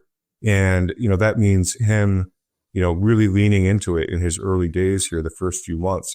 So, we're going to have to get some executive orders. And I think ideally in a best case scenario, I think he issues one or more executive orders to start prying loose some of these secrets, which will prompt Congress to take it more seriously and potentially then set up their own select committee as a result of that. And I think that's really sort of the best case scenario. And it maybe even Trump invite Congress to investigate and say, do an investigation, find out what it is that, my predecessors in their executive offices and departments and agencies of the executive branch have been up to for the last 80 years. Investigate it, find it out. I want to find out just as much as you do. And here's some of the breadcrumbs that I'm going to put down here for you to accomplish that mission. And then it could be bipartisan, as it has been, and potentially bicameral in the House and Senate, much like it was in the 1970s with, the Church Committee is the one that always gets the most attention because that was on the Senate side and it's much more prestigious. But there was also, the Pike Committee on the House side. And there were essentially simultaneous investigations going on about MKUltra and all kinds of, intelligence community and other programs going on with FBI and Department of Defense. And so we can accomplish those things, but there has to be something that sort of forces that forward into, public view. And that's why it's so important that we've had people like, Jake Barber coming forward and, really laying out there in a much more whole of pie way. David Grush laid out certain aspects of the program, crash retrieval, reverse engineering, and Alexandria Ocasio-Cortez asked him about, the funding mechanisms for some of this stuff, how could this happen? And, various things. We sort of got into some of those components, and, Lou Elizondo certainly talked about a number of issues. But to me, the most stunning thing is, Jake Barber's recent expose with Ross Coulthart on News Nation, where, he laid out exactly sort of what has been, going on, inside of the UAP community in terms of what we're thinking is sort of happening with all these different elements of the phenomenon. And he sort of has laid it all out there, asking, inviting Congress, demanding Congress to investigate. And that's why he even said himself that he would be willing to testify in front of Congress. So that's what Congress needs to do, is they need to hold another hearing and call him testify. And do you guys have any word on any upcoming hearings? Real quick, I just want to double click on, I think Kevin's absolutely right about this point about the narrow window. And the way that the Republican Party in sort of the MAGA era has operated is Trump makes the mandate and then they follow that order. So if Trump were to put out a mandate to say, Congress, you need to investigate this, Johnson is going to have to about face on not doing the select committee, because that's just how this, it is a party is an audience of one in terms of who kind of is dictating the direction here. So I think that was just a really good note about if Trump creates the political cover and or the mandate around it for Congress with having control in both chambers, they're going to have to do something about it. And I'll just also mention that the Senate Majority Leader, we did lose a big advocate in Chuck Schumer around this with the Senate changing control. But the new Senate Majority Leader, Senator Thune, is a compatriot of Senator Mike Rounds in terms of both being from South Dakota. So, I'm sure Rounds is already back channeling to Senator Thune around this subject. But the mandate from Trump would create the political cover for Congress to establish the committee without having to have us go to all the 435 offices in the House and 100 in the Senate in order to do so. That'd be nice. That'd be nice. Could I just one thing there, because Lester's, of course, just absolutely right there. But I would like to just throw out there that, Trump is either going to be one of two things. He's going to be a hero to transparency and disclosure of UAP, or he's going to be a villain. And one way or another, he's going to influence what Congress does. Because if he is a hero, Congress will act. If he's a villain, they will not do anything about UAP, because, the Republicans do control the majority, and they are not going to investigate the executive branch if Trump tells them not to. So, this is a very precarious situation where we have a great amount of optimism, but real reason for trepidation and potentially pessimism. So we have to keep that in mind. Yeah. Consequential year. I want to put this question on screen for the viewers, get them engaged. Just put it in the chat or the comment section wherever you're watching. What are the most impactful ways we can advance disclosure of UAP and NHI to the public heading into 2025? Put your comments down. I'll be sure to read those. As Lester and Kevin are highlighting, I think 2025 is a critical year. And I think there are a lot of strong players on the field, but there are some vulnerable points in the O-line or, at the passing game, what have you. I do take some comfort knowing from good sources that Trump and his inner circle have been told about certain aspects of the phenomenon, not just the superficial UAP, but also regarding some of the darker aspects of NHI involvement, which I think might compel one to get over the hurdle and pass through the pain threshold of doing this. Because once you open this up, if you open it up to the point of NHI, questions are going to come your way about abductions, about past agreements, tech transfers, other things that might have been done geopolitically that altered the state of the world that we have today during the Cold War, for example. So JFK being, obviously a potential there. So a lot of things are going to be shooting their way, and it's hard to imagine an administration wanting to put themselves on the line to deal with rapid fire when they have, like you said, Lester, so many other constituents that have been lining up for years to get their agendas through.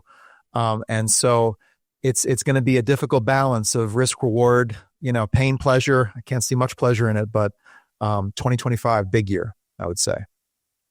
I want to turn to look at the evolving. I'll say one thing real quick, Reed. I'm sorry, but I think that's why it's so important that, Ross had the new segment with Jake Barber, was because he opened the door to a whole other set of facts that are included in the UAP discussion as it relates to crash retrieval and reverse engineering and all the other aspects that are involved. Because, up until then, we talked about crash retrievals, we talked about reverse engineering, and we talked about biologics, right?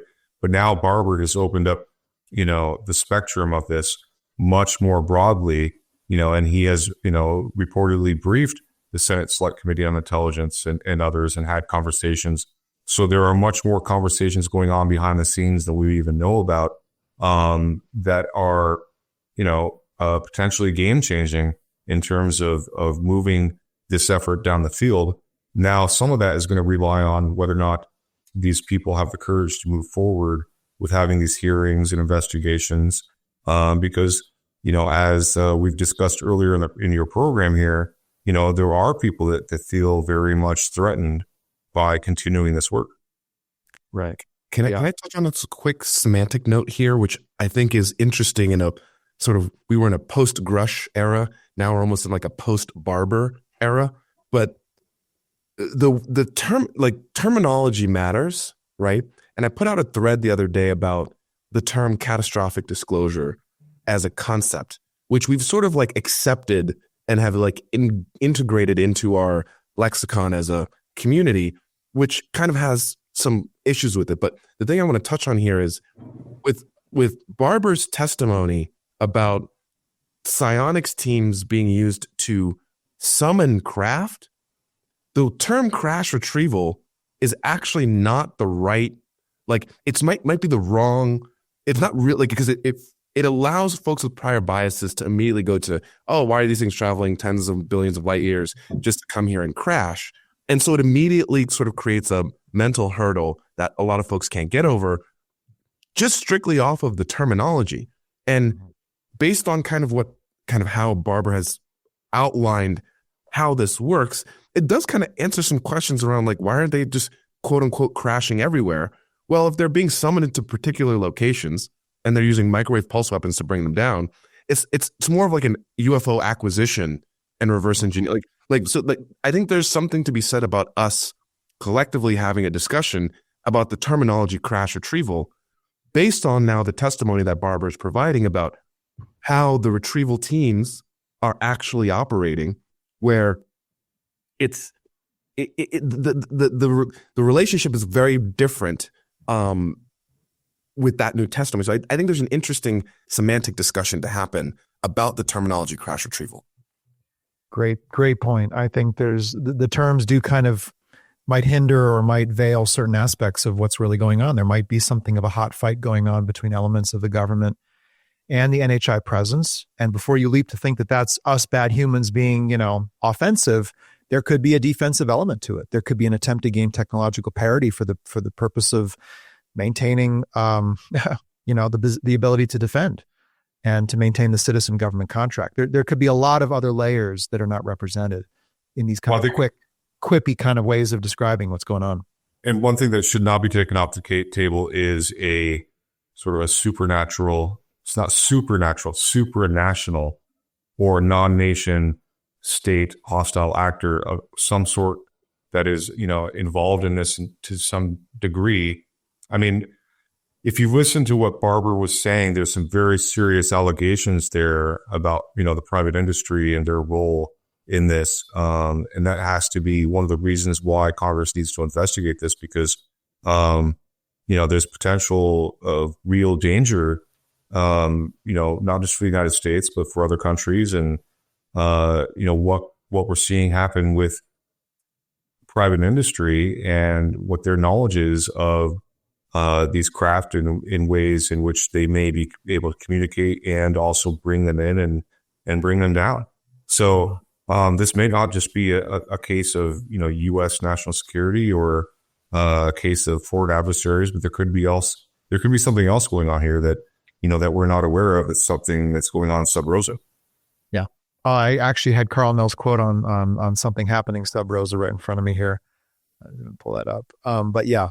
Very good point, Kevin. And, this is why someone has to crack the glass and at least get us inside the box to figure out the component pieces. And so if it has to be catastrophic and done in 2025 by a president disposed to that kind of, chaotic action, I would say so be it.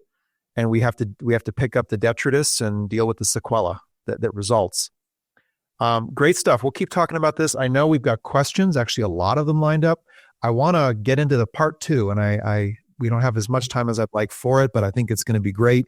I want to talk about the evolution of the conversation from strictly unidentified anomalous phenomena, which used to be unidentified aerial phenomena, and then unidentified flying objects, to this wild new world called non-human intelligence. And to get us into that, I'd like to play the trailer to this upcoming documentary that is going to premiere at South by Southwest, I believe in March. It's called The Age of Disclosure. And there are some eye-opening moments in this worth further discussion. So let's roll that, and then we can talk about it. The American people are ready to receive the truth.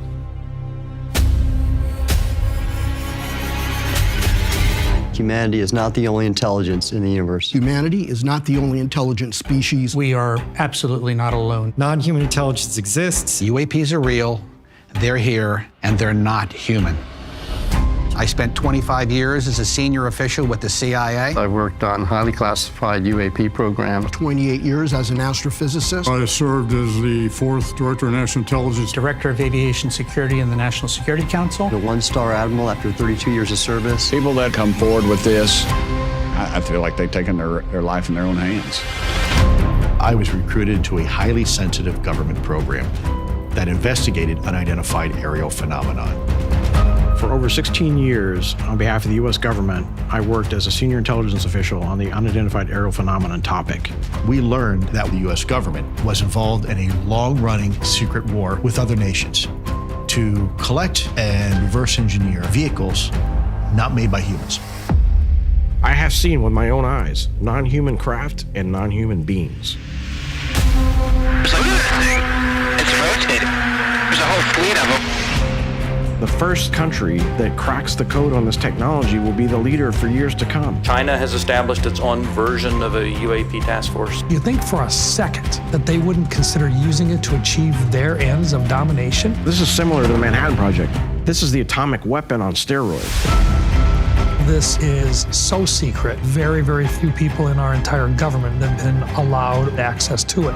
Even presidents have been operating on a need-to-know basis, but that begins to ramp out of control. It's not acceptable to have secret parts of government that no one ever sees. You better be careful about a government that doesn't trust its people, because there's no telling what they'll pull on you.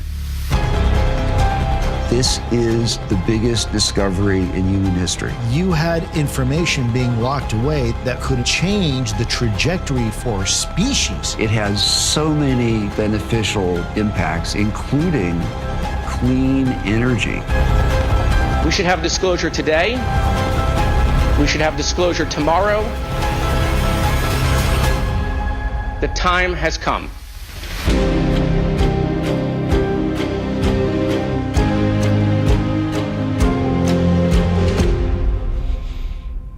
What else you want to know? All right. When I saw this, I said to myself, it's coming. It's coming. It's happening. Because, I mean, not only the nature of, the individuals present, their past credentials, but the statements being made. David Gresh, 2023, biologics. Jay Stratton, 2025, bodies. We are rapidly going in the direction of physical, alien, biological, non-human entities, which to me, it breaks us into a whole new space, a whole new conversation. It's not just the kind of, I call it the possibility parade, where, we've all got our novel theories about the universe. It's angelic, it's pseudo-interdimensional, it's crypto-terrestrial. Not to say some of that is not possible or true, but we're talking about bodies, right? And, I think this breaks us into that new space. I'd love to get your take on it. I think it's fascinating. So what's interesting is I have a TikTok where I do like public education videos around this subject. And so it's interesting because it's separate from a lot of the active UFO community folks who might be much more attuned to the issue. And what's been interesting to see has been people, I think, overlooking the importance of the way in which the age of disclosure is set up. My view is like the audience for the age of disclosure that's most important is actually the DC blob, right? It's members, it's staffers, it's people within the executive branch, the consultants, the IC, like they all recognize a variety, like these people, they work with them, they have their own personal connection to their level of credibility, or that the fact that they know like they wouldn't be out here saying this unless they really believed it to be true. I think in terms of putting and having all of those folks in a concise, singular package with a potential theatrical release, which again has never really happened for this subject at that scale with such high production value, is again something we've never seen before. And we're not it's not talking about the possibility parade. We're talking about the existence of non-human intelligence as a tangible thing, both the craft and the bodies. I think it is a step function change in the language and the conversation that we're having. And again, it's coming on the wake of, Barber coming forward and having his own viewpoint about talking about the crafts as being, conscious, and the potential pilots maybe actually not being conscious, but just being sort of meat robots with, like, we're having these conversations now, which is, and in not just in our little corner, but in a much wider, bigger tent, which to me is, again, we are moving the ball down the field if this is the conversation we are now having. Right. Yes. What do you think, Kevin? I totally agree with what Lester was just saying. And it goes back to part of our previous discussion, which is that, you're right, there has been an evolution of this discussion of, there was a great trepidation from earlier people in the disclosure movement, and even like Lou Elizondo at the beginning of, him coming forward, didn't want to touch the subject of, abductions and those sorts of things, right? But now these things are becoming much more openly discussed, and I have to laugh with the idea of the meat robots, because it's sort of a strange way of talking about it, but there's been great discussion and, some evidence and things from people who may be in the know that have talked about, particularly like, certain species that are alleged to exist that aren't really actually living, beings, that they are, part biological, part machine. They are, for whatever reason why they would be that way, I have no idea. But the fact that we are talking about this in public now, and not just, in our own Slack chats or on WhatsApp with other proponents of, UAP advocacy, but actually having these discussions on News Nation, is actually kind of mind blowing that we're at this stage now.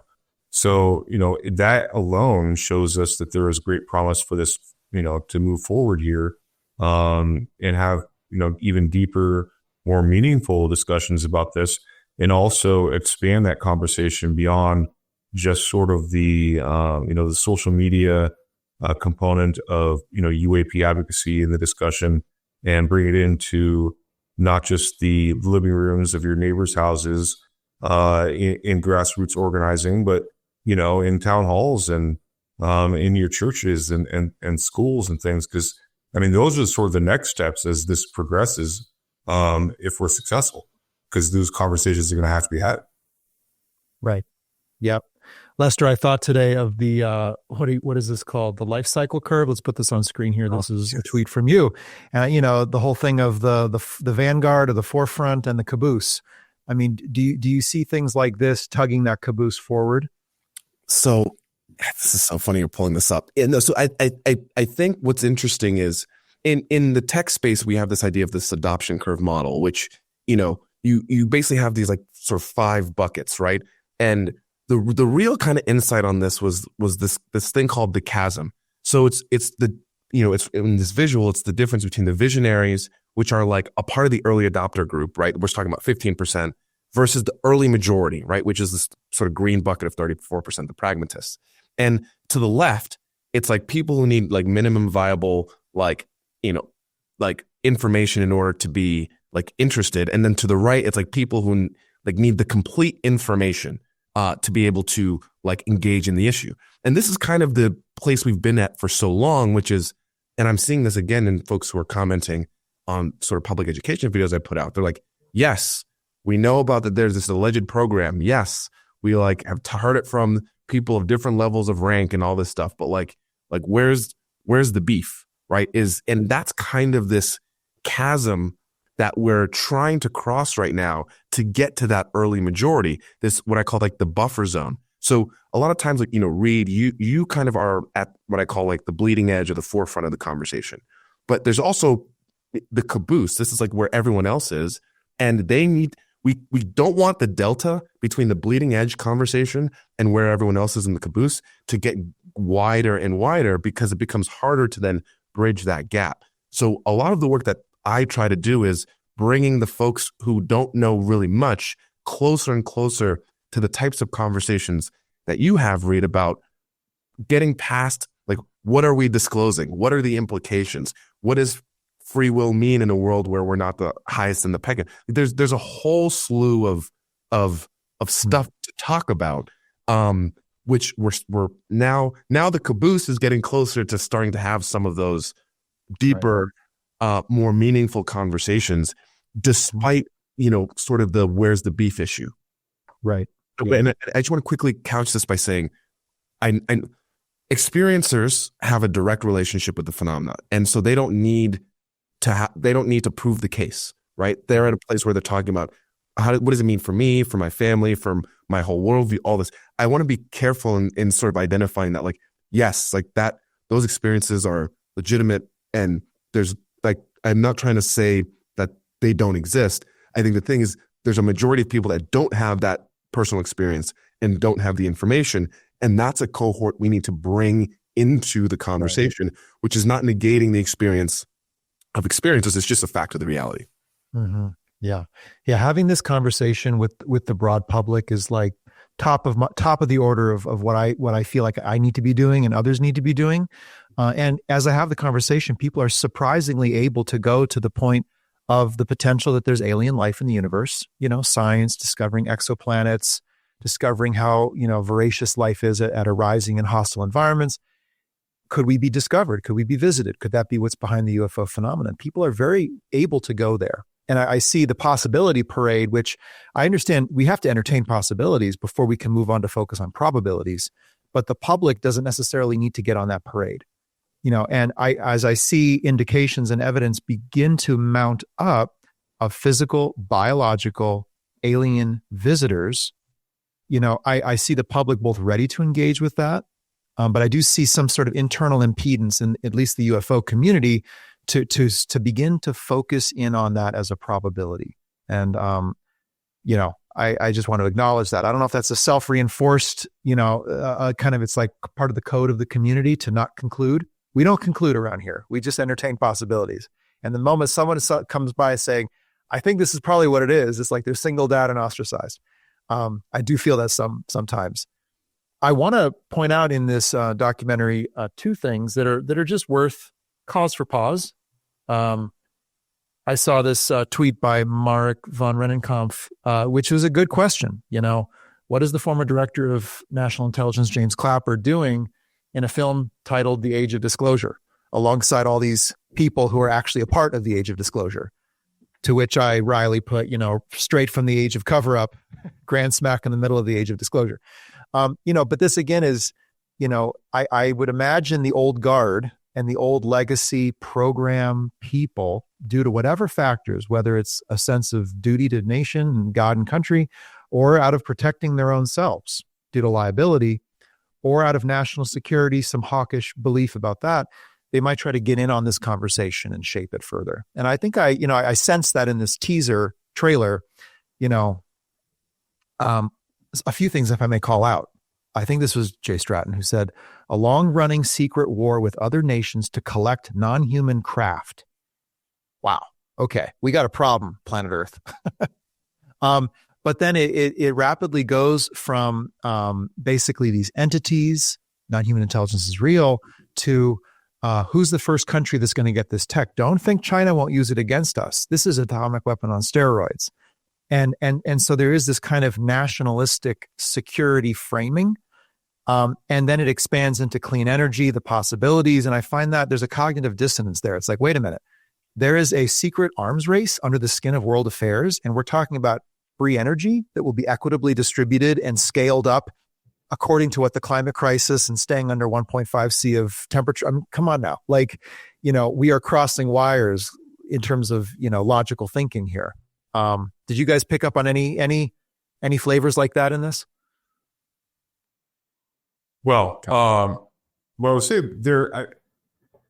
I think there's probably a lot of different, as we touched on earlier, a lot of different interests in terms of disclosure and transparency, advocacy, and those interests often lie in, financial rewards and things.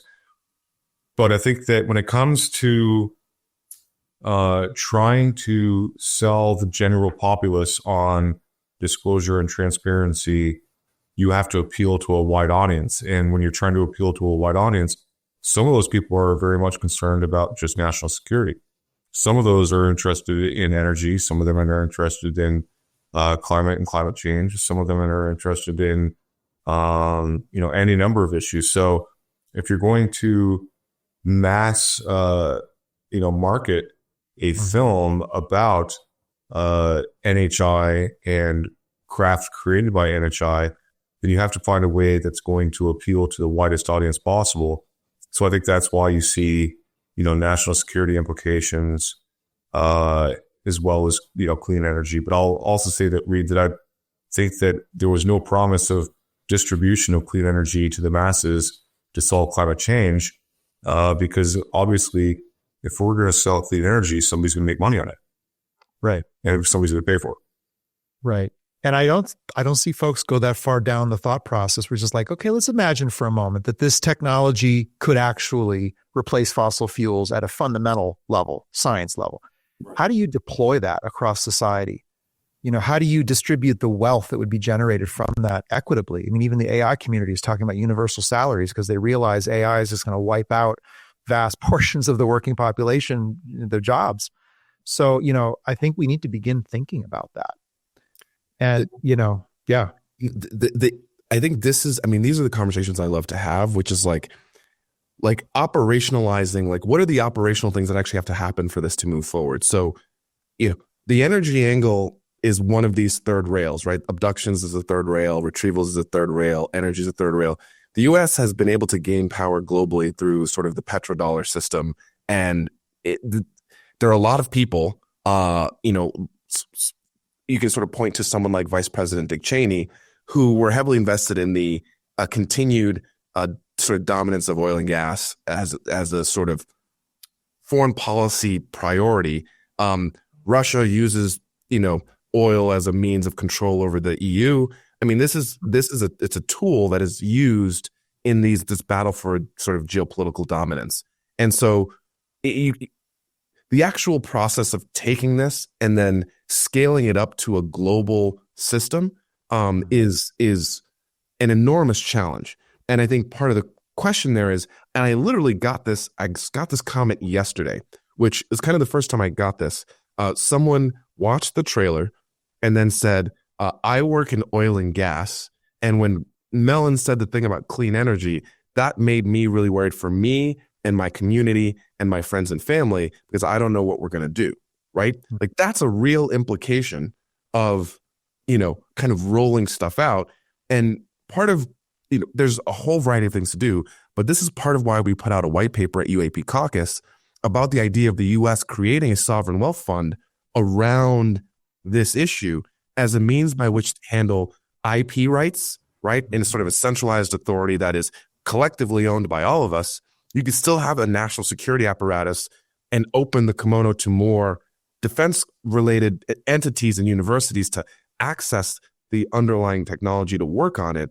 And then the fruits of all of the derivative technology, some portion of that rolls up to all of the people that are working on it. But we all get to share in the pot. Like, you have to have some kind of model that is akin to a sovereign wealth fund in order to sort of deal with this, because the implications theoretically of the impact of the underlying and derivative technologies is in the order of trillions and trillions and trillions of dollars, and is a total reshaping of several key industries, finance and energy just being two of many.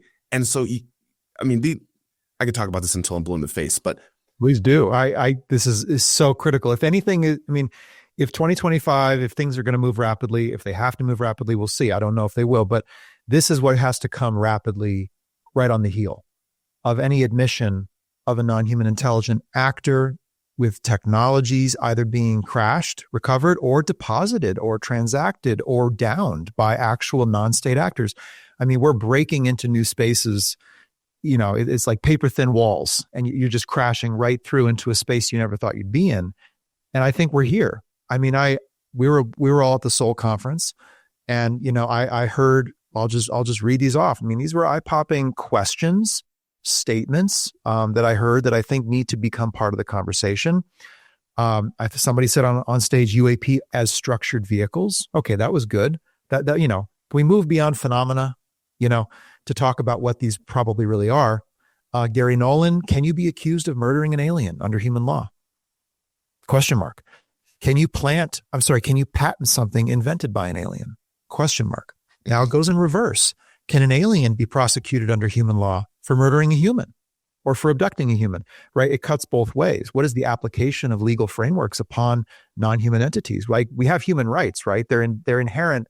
We hold them as inherent to ourselves. So if another sentience conducts an operation against an individual non-consensually, doesn't law apply to protect the inherent rights of that individual? So, I mean, if I may continue, there's a few others. Leslie Kane, in a duo with Peter Skafish, are NHI in control of things directly? She asked this question. And Peter Skafish replied, I don't think we have enough facts in the public to responsibly ask the question above. I just jotted this down in the moment. That was part of the opening of the conference, but later on, Carl Nell in the Hilbert problems that he presented, number 23, I sketched this one down real fast. Have NHI been conducting public diplomacy or possibly covert societal manipulation via interaction with close observers? I felt this pressure at that conference, at least, to press into these new spaces, have these new conversations. So happy to get into that deeper. And Lester, please feel free to keep going, because this is what we're here for. I mean, I think this is it becomes challenging. This is why sort of Jake Barber and the rest of the tier one operators around him coming forward, bringing the consciousness connection into like the operational context, right? So like, how do we operationalize the consciousness connection has been, again, a little bit of a door opener to start to be like, oh, okay, so we have private contractors, we have the government. There seems to be conflict between those two entities around this, which is a whole can of worms in and of itself. And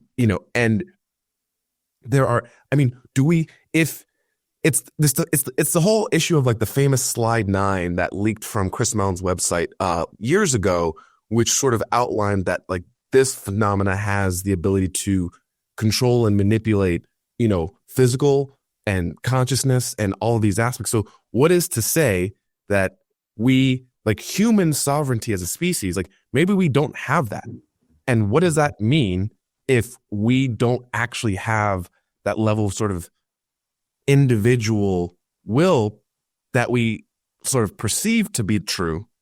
And it's also the idea of like, this is why it's challenging, because, okay, if the government comes forward and tells us, oh, there's this entity that, particularly with the abductions issue, that can come and kidnap you in the middle of the night and we can't do anything about it, then what are we paying taxes for? You know what I mean? Like that becomes, an inherent implication of like, oh, well, if you can't protect me and we're giving you guys $800 billion a year, what are you spending that money?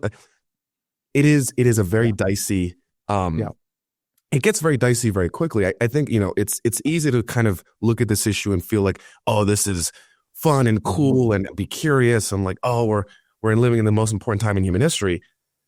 But it's the after disclosure questions that are actually the most important, because society has to operate in some capacity with 3, 4, 5, 6 billion people having some level of consensus reality, which is already hard to do in the information age, around the fact that there is a hierarchy of being where we are, whatever book you read defines like there being a creator, and then there's maybe some things in between, but one of those things in between might be manifesting in a very personal and physical way that a lot of times when we look through the religious lens is more allegory and more about sort of not, people don't think about it as a tangible, like real life.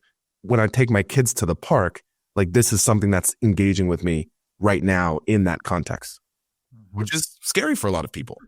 Right. I mean, Jake Barber talked about feeling like the entity was inside him, or that it had entered his psyche, and there was an immense feeling, a positive feeling, which, that's good. I mean, positive feelings can be generated neurologically, biochemically. So just because you feel good doesn't mean it is good. But maybe somebody else down the street doesn't want to have a non-human entity enter their consciousness and essentially take over, control their neurology. I mean, so you're right. Like what this does to me is it turns my mind to all of the vulnerabilities and entry points into our human world that are risk vectors. AI, for example. We've already leaked our species data set into space, I'm sure. We've been broadcasting it for 80 years. And so who's to say they can't basically take that and run their own artificial intelligence upon our species or begin to shape us technologically by depositing craft or technologies or influencing us in a truly consciousness level psi way. And so these are all potential entry points that we have no ability to plug. And so is this part of the reason for non-disclosure? I go back to, I have it right here. I look at it somewhat often. Carl Nell's, from Carl Nell's presentation at the 2023 Soul Conference. I'll stick this up here. But there are real reasons for non-disclosure. I'm in no defense of them. But, you can read these on your own time. I recommend you pull up this image, but if I may zoom in, NHI quid pro quo, right? This for that. That means transaction. That means things have been given and things have been gotten. I mean, it doesn't mean that. These are potentials. He's raising as possibilities here. NHI intentions remain unknown, as they certainly do. And so, if we have a covert operator in our world, conducting themselves in this way, it's cause for concern, and it kind of puts us back on ourselves. The phrase human sovereignty is a major focus of mine. I think this, no matter what the intent of the entity or whatever entities, plural, they might be plural, we have some work to do to build a framework to articulate a sovereign human reality in what might be an ecosystem of life, and who can, transit borders, who can enter airspace, sea space, who can interact with civilians.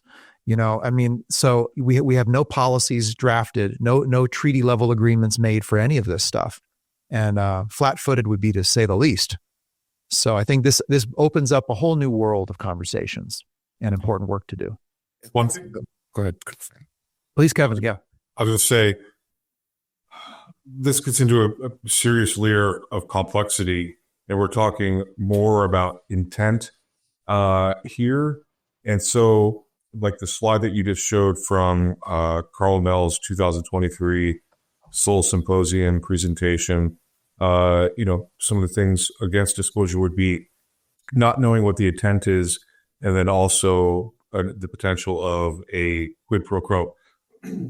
I think it's also possible that there could be a combination of the things, but an unknown quid pro quo. And what I mean by that is that there's been, a lot of discussions, and a lot of people have written about and theorized that, that the crashes, or even the objects that come in that are called in allegedly, as talked about by Jake Barber, that come in, and he even said that they leave you a gift. And so the crashes might be gifts.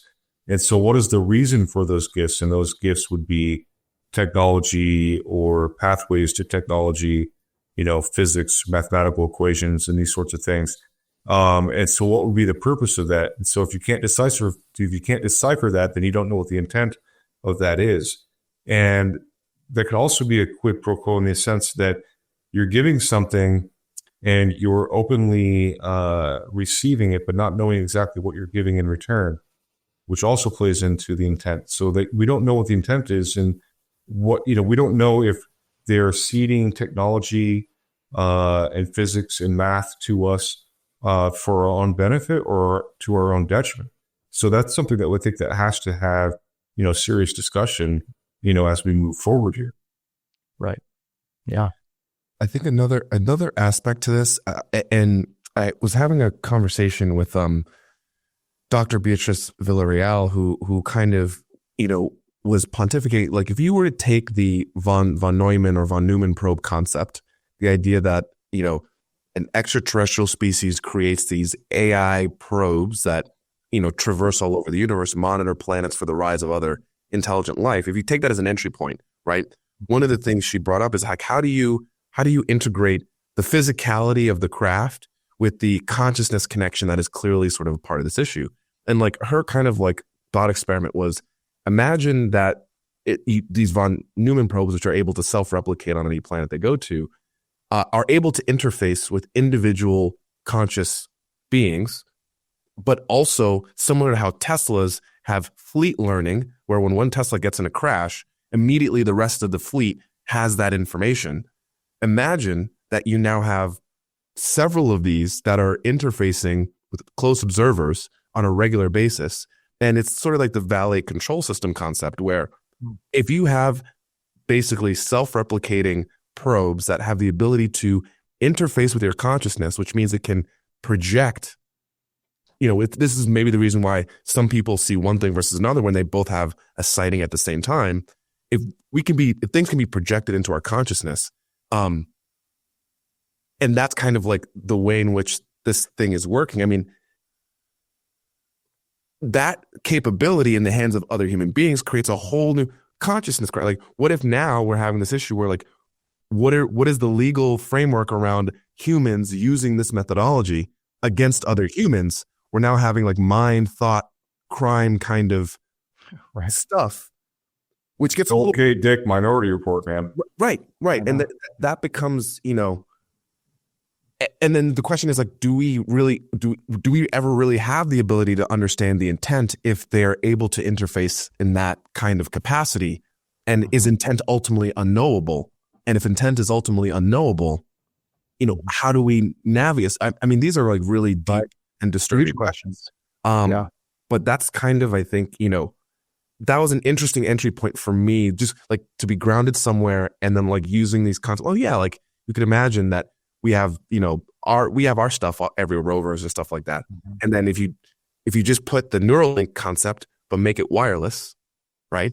That becomes the through line to where we are, to like that being a thing. If this species or intelligence is 100,000, 500,000, a million, a billion years older than us, it's not inconceivable. Yeah, I think, if I may just jump in here, I think, when we break into these new spaces, we go to the extreme. We imagine that, okay, oh my God, are they enacting complete neurological control over the whole population? Are they able to intercept thoughts, plant thoughts, impede cognition broadly to such that even if you think you know their intent, that was their intent, that you knew their intent to be that. We go to those extremes. I happen to have a lot of personal experience on this side of the phenomenon. And, I would just argue that it's not that extreme or that extensive. It's more selective. And there are ways to obstruct that level of influence, logical thought, executive function being one of them.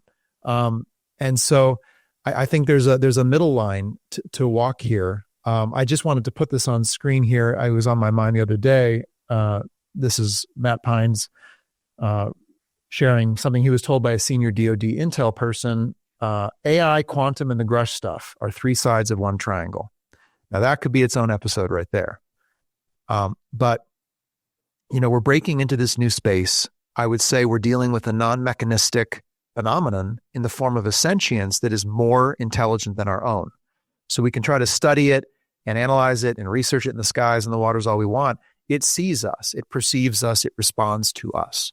Now, I would say, and I people tell me a lot, you can't even presume to be able to know their intent. It's if they are a million years beyond us, which is itself an assumption, even the belief that the intent would fall into a spectrum of human interpretive models, whether it's hostile, beneficial, is moot, right? And of course, it's possibly true. The intent could be vastly undecipherable or undefinable. But I still would say that we need to enact the attempt to understand the intent as it relates to human interests and human values, and not to such that we're going to climb inside them and know them, their civilization, what have you. But we can look at their observable behavior and the trends and the patterns of that behavior to decode what that means for human interests. So it's reconnaissance of intent for the purpose of collective human response. Because in the end, we do have to respond.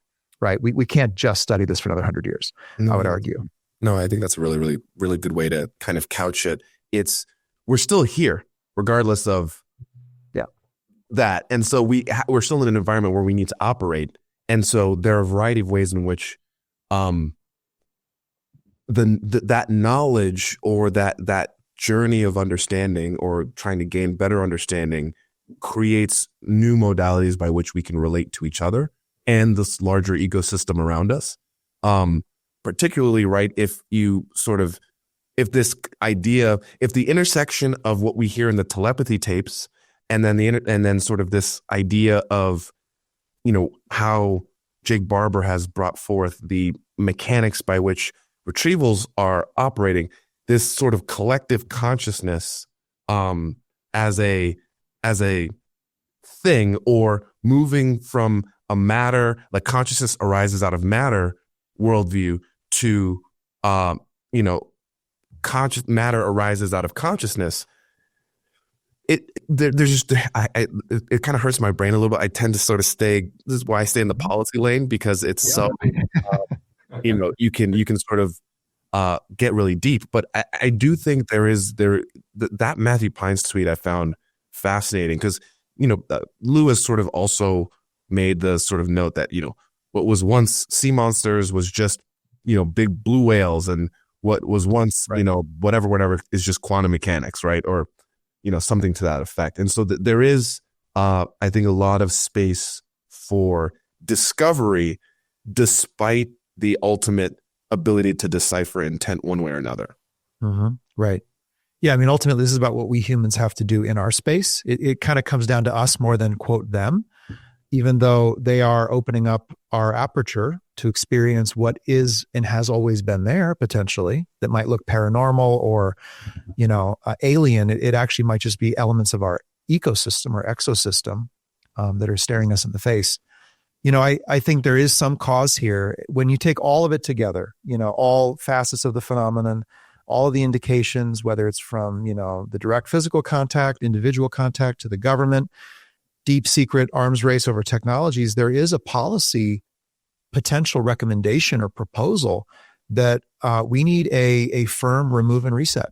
We need NHI, whatever they are, whatever their intent, as unknowable as it is, to remove themselves from our physical human space and our psychological human space for a period of time such that we can formulate our human intent, our rules of engagement, and whatever, policies that we need to enact to create a sovereign scenario for the human species, that we retain our species' organic developmental trajectory, our technological developmental trajectory, not knowing, because those could be influenced in any one of a number of ways. And so I think, there's an inherent crux of this that you get when you break down to the bottom brick of this wall. There could be multiple forms of life and interacting with us at the same time, of multiple intents, of competing intents. And how are we ever going to suss through that and not pick sides, pick NHIs, separate, divide over technology or alliances or what have you? A remove and a reset could be a policy recommendation to consider. And I say it on this show because you guys are in that space, involved in these kinds of thoughts. It's funny. It makes me think of you're sort of calling for an NHI détente, an easing sort of this engagement in order for us to. That's an interesting. That's an interesting. The word détente just came to mind just from like the policy space, but that is because I know like we have to decide what to do in a space where we can feel like we're doing so on our own volition. Right. Yeah. Well, I mean, I think it's a great point of discussion. But at the same time, we have to get through sort of the first couple of steps here of the disclosure and things before we can really wrap our minds around, having that data of, self-reflection and trying to decide how we're going to move forward, because people have to, on mass scale, understand that this is actually going on. Mm-hmm. Right. Yeah. I mean, we do have to establish existence. That was in Carl Nell's sequence of phases of disclosure. Like, you have to demonstrate existence before you can move on to talk about dealing with their existence. I think you're right there. I'd like to move on before we're going to have a vote on a bill or something like that. There's a debate about the context of that bill, right? So before we can have a discussion about what we want to do as a species in relationship to potentially other species or another species or something, we have to know what's going on first. So that's the first order of business. I think some spatial distance is going to be important there, because Carl Nell, NHI has been interacting with humanity. Oh, has it? How have they been interacting? With who? Who chose to initiate? Who chose to continue?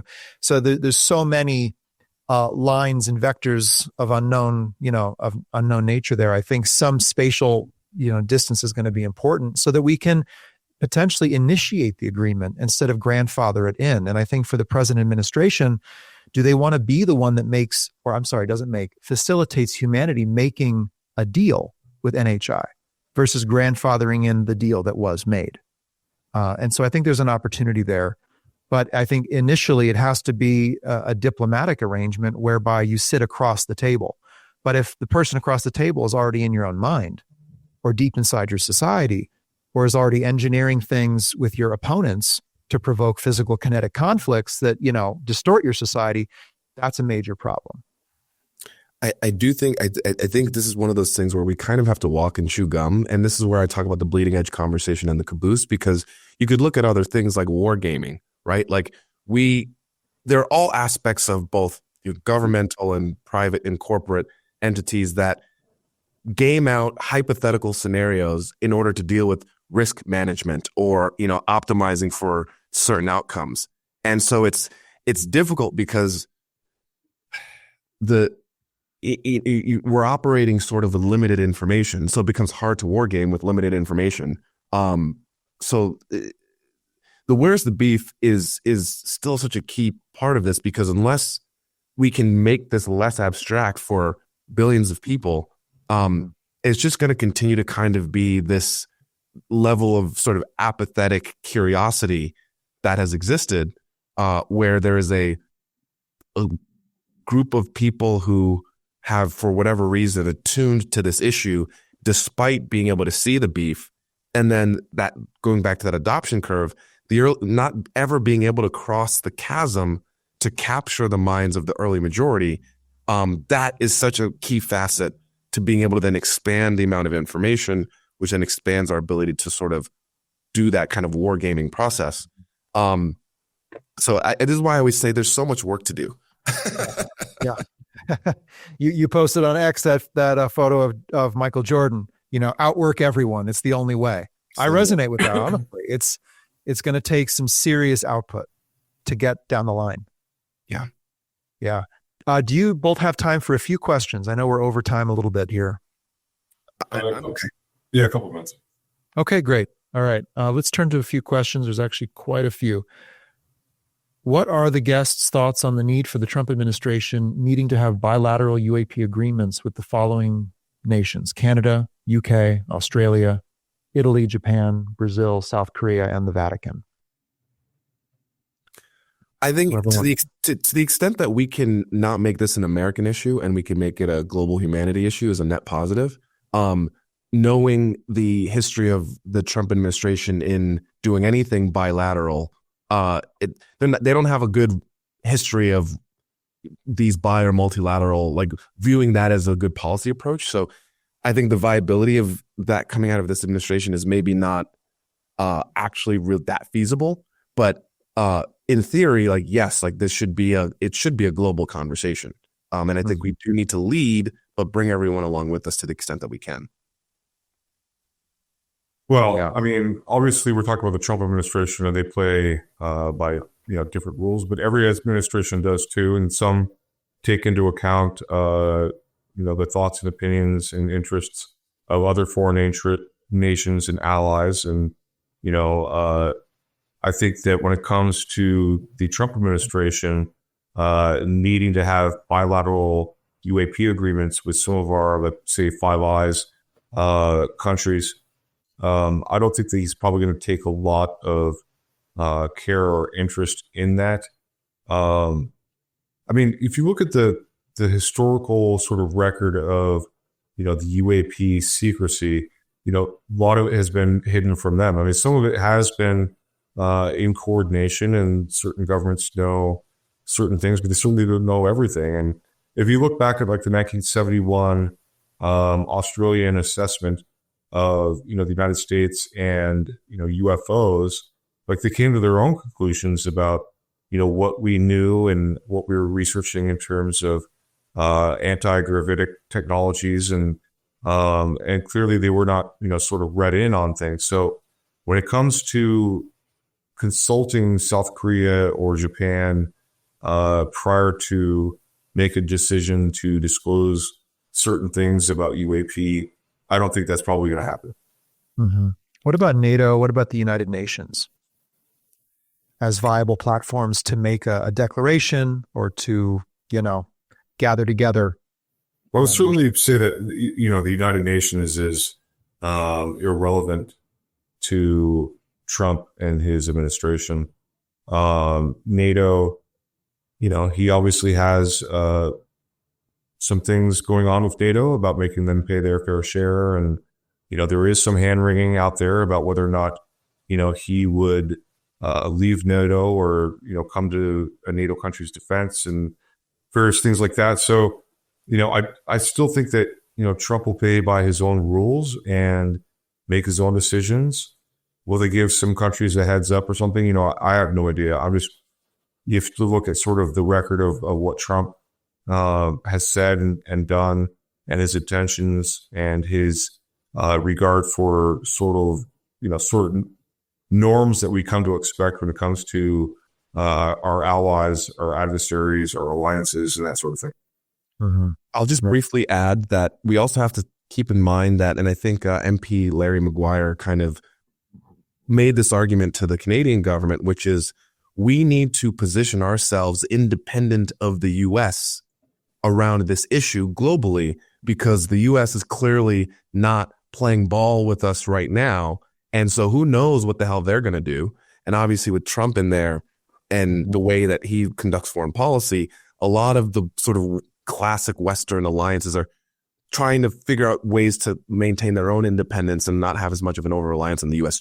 in a conventional sense. So I think you're already seeing, with Larry Maguire being the sort of the only tentpole version of this, other Western folks within governments, small amount, trying to make the argument that, Larry Maguire's argument is like Canada should lead on this, and we shouldn't show deference to the U.S. for any reason because they've not read us in, so why should we? And so there is a tension there, right? Where it's like, I think there's also a question of is one of the great powers, U.S., Russia, China, you could argue you put in, the nexus of North Korea, Iran, or Israel, is it actually a good thing for it to come from one of us, which will naturally aggravate the already inflamed tensions globally in a variety of theaters? Or what happens if it's like one of the Scandinavian nations, a Switzerland type, which has sort of less baggage in that context that wouldn't necessarily be kindling for an immediate kinetic response to. So the point is the geopolitics of this is also extremely complicated, which we didn't even touch on really across the right. Yeah, truly. And I mean, Trump is a divisive personality, and, trust is a big factor in whether disclosure is seen to be disclosure. So if someone who is not trusted tries to disclose, and that's looked like it's seen to be a psyop or a national security play, or that's a problem internationally. And this is where I did want to get into the international side, because I'm kind of passionate about it, getting this out of the U.S., out of the military industrial complex into global society. Could the Vatican potentially initiate? Or a consortium of religious organizations? I mean, there are other pathways. I can't say they have, a ton of juice to them, in terms of will it work? Will it happen?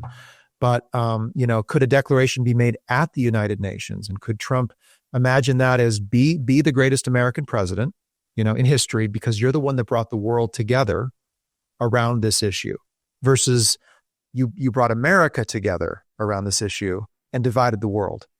And not to say that he would do that and others wouldn't. Maybe Biden could have divided the world as well. I mean, it's that kind of issue. I think, unfortunately, the America First presidency and the isolationist nature of Trump's sort of general policy approaches, I think just practically speaking, probably make that not feasible, which I think is why like a lot of folks in and around this that are trying to like move. This is why the focus is on executive orders and just like, the things that sort of speak to Trump's personality.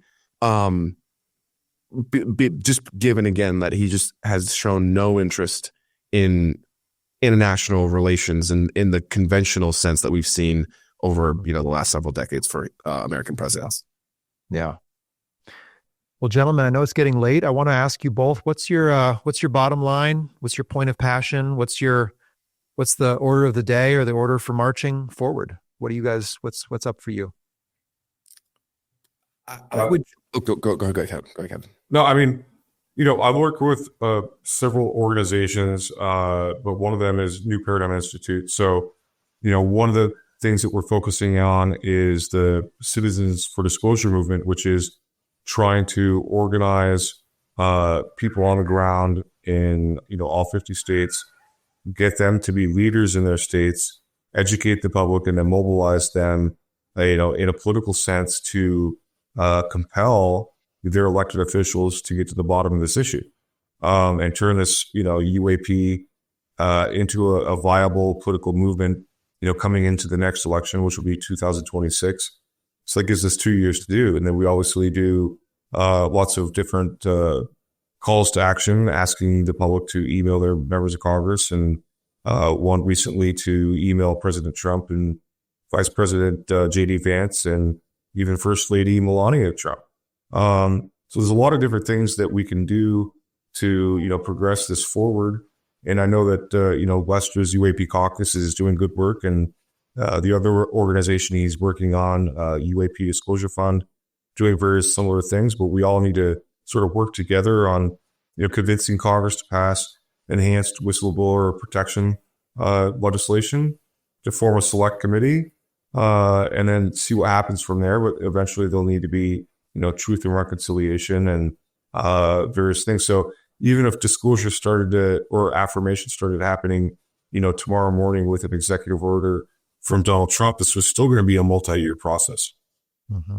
Great, Kevin. I have on screen here, NPI has a number of ways that you can reach out to your representative on very constructive lines of action. So thank you for them and you for organizing this.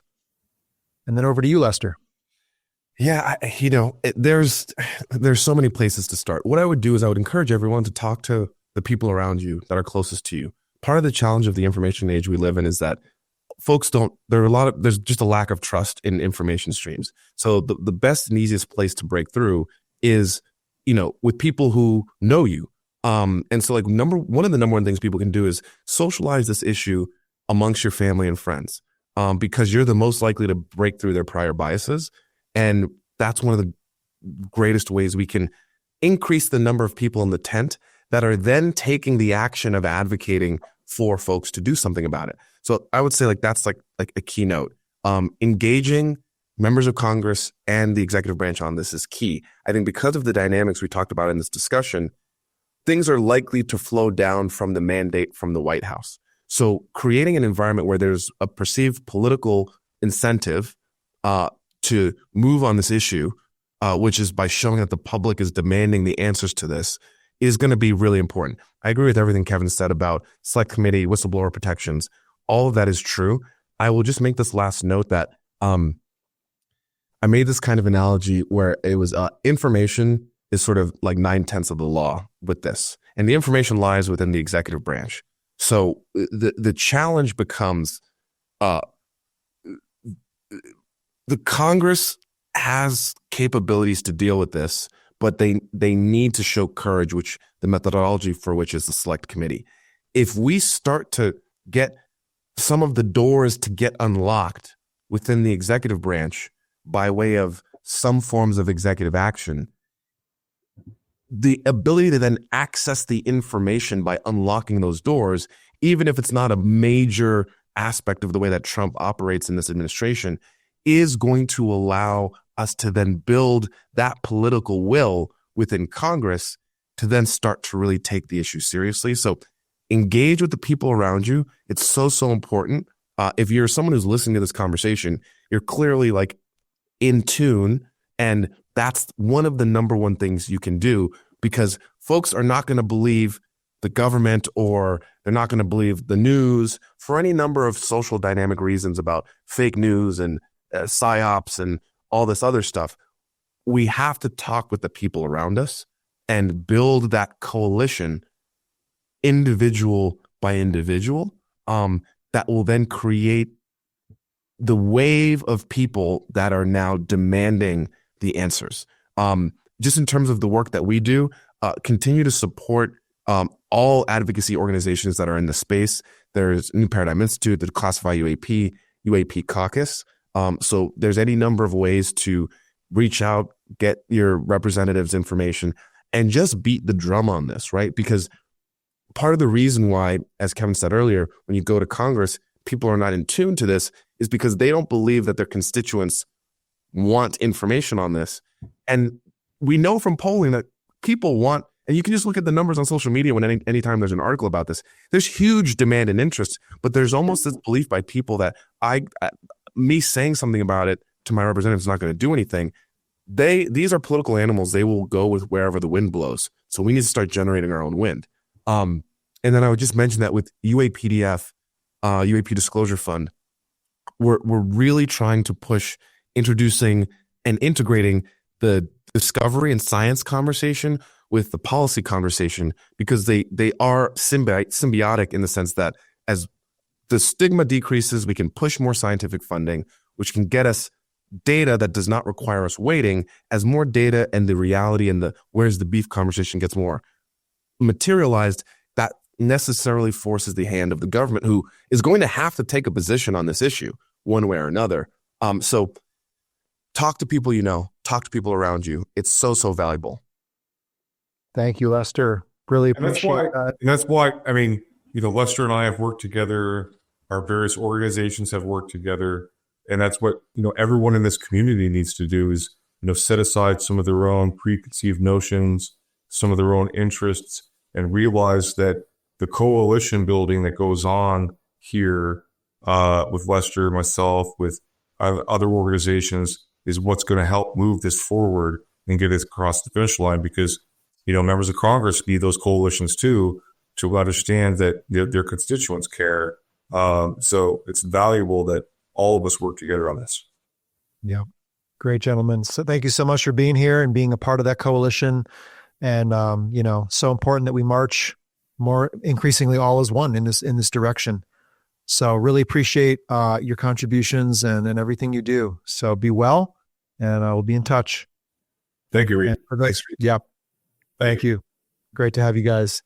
And I have on screen here UAP Caucus's website. Do you recommend taking a look at what they've got? They actually have a lot of resources. They have a taxonomy of NHI being an origin. They have different guides to help, suss through the different aspects of the phenomenon and introduce it to people you're in touch with. So definitely check that out.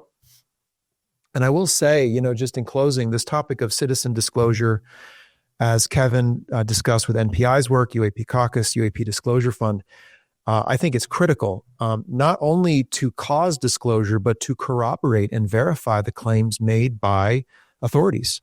This thing of a false authority syndrome where, the authority says that this is what's happening and people just follow. Well, we need to verify that in the citizen space. And I think, at the citizen level is where a lot of the potential interactions have occurred with non-human intelligence that has been interacting with humanity. We are the human beings. We are humanity, you and me, the individuals. And so there is a layer of citizen disclosure that needs to ride on top of whatever government or religious, political institutions, the actions that they take. So very passionate about that. Definitely encourage you to have the UFO conversation, like Lester just said. I do it all the time. And as I do it, I experience myself essentially disclosing the phenomenon to people. And they have an aha moment, probably one they'll never forget. And if you do it in the right way and respect their evidentiary requirements and their tolerance level, you can actually build for them a sense of authenticity and reality to the phenomenon that they actually respond to in their own way. And then they go initiate their own research or whatever their journey is with the phenomenon. So citizen disclosure and the UFO conversation, please have it. In closing, I just want to highlight a few links related to these two gentlemen who joined me today. You can track down Lester at his website here, lesternare.com, and on X. And those are the two organizations that Lester's connected to. And then for Kevin, he's on X and LinkedIn, and there's his website at the bottom. This has been a great conversation, everyone. I couldn't pick a better topic, better time, better moment, given all factors. So very happy to have had this with you all. Next show, it's going to be yours truly, myself, solo, sitting here in the studio talking to you about my perspective on what 2025 needs to hold for us as we advocate for the issue of UAP transparency, but also as we support the public's increased awareness of a non-human intelligence in our world and what humanity collectively can begin to do about that. So I have a lot to share with you. I've been holding it back over many episodes, and now I get to just present it to you all. So look forward to that 2 weeks from now, 9:00 Eastern. And with that, I'll say good night, take care, and welcome to the front lines as we proceed. Thank you all.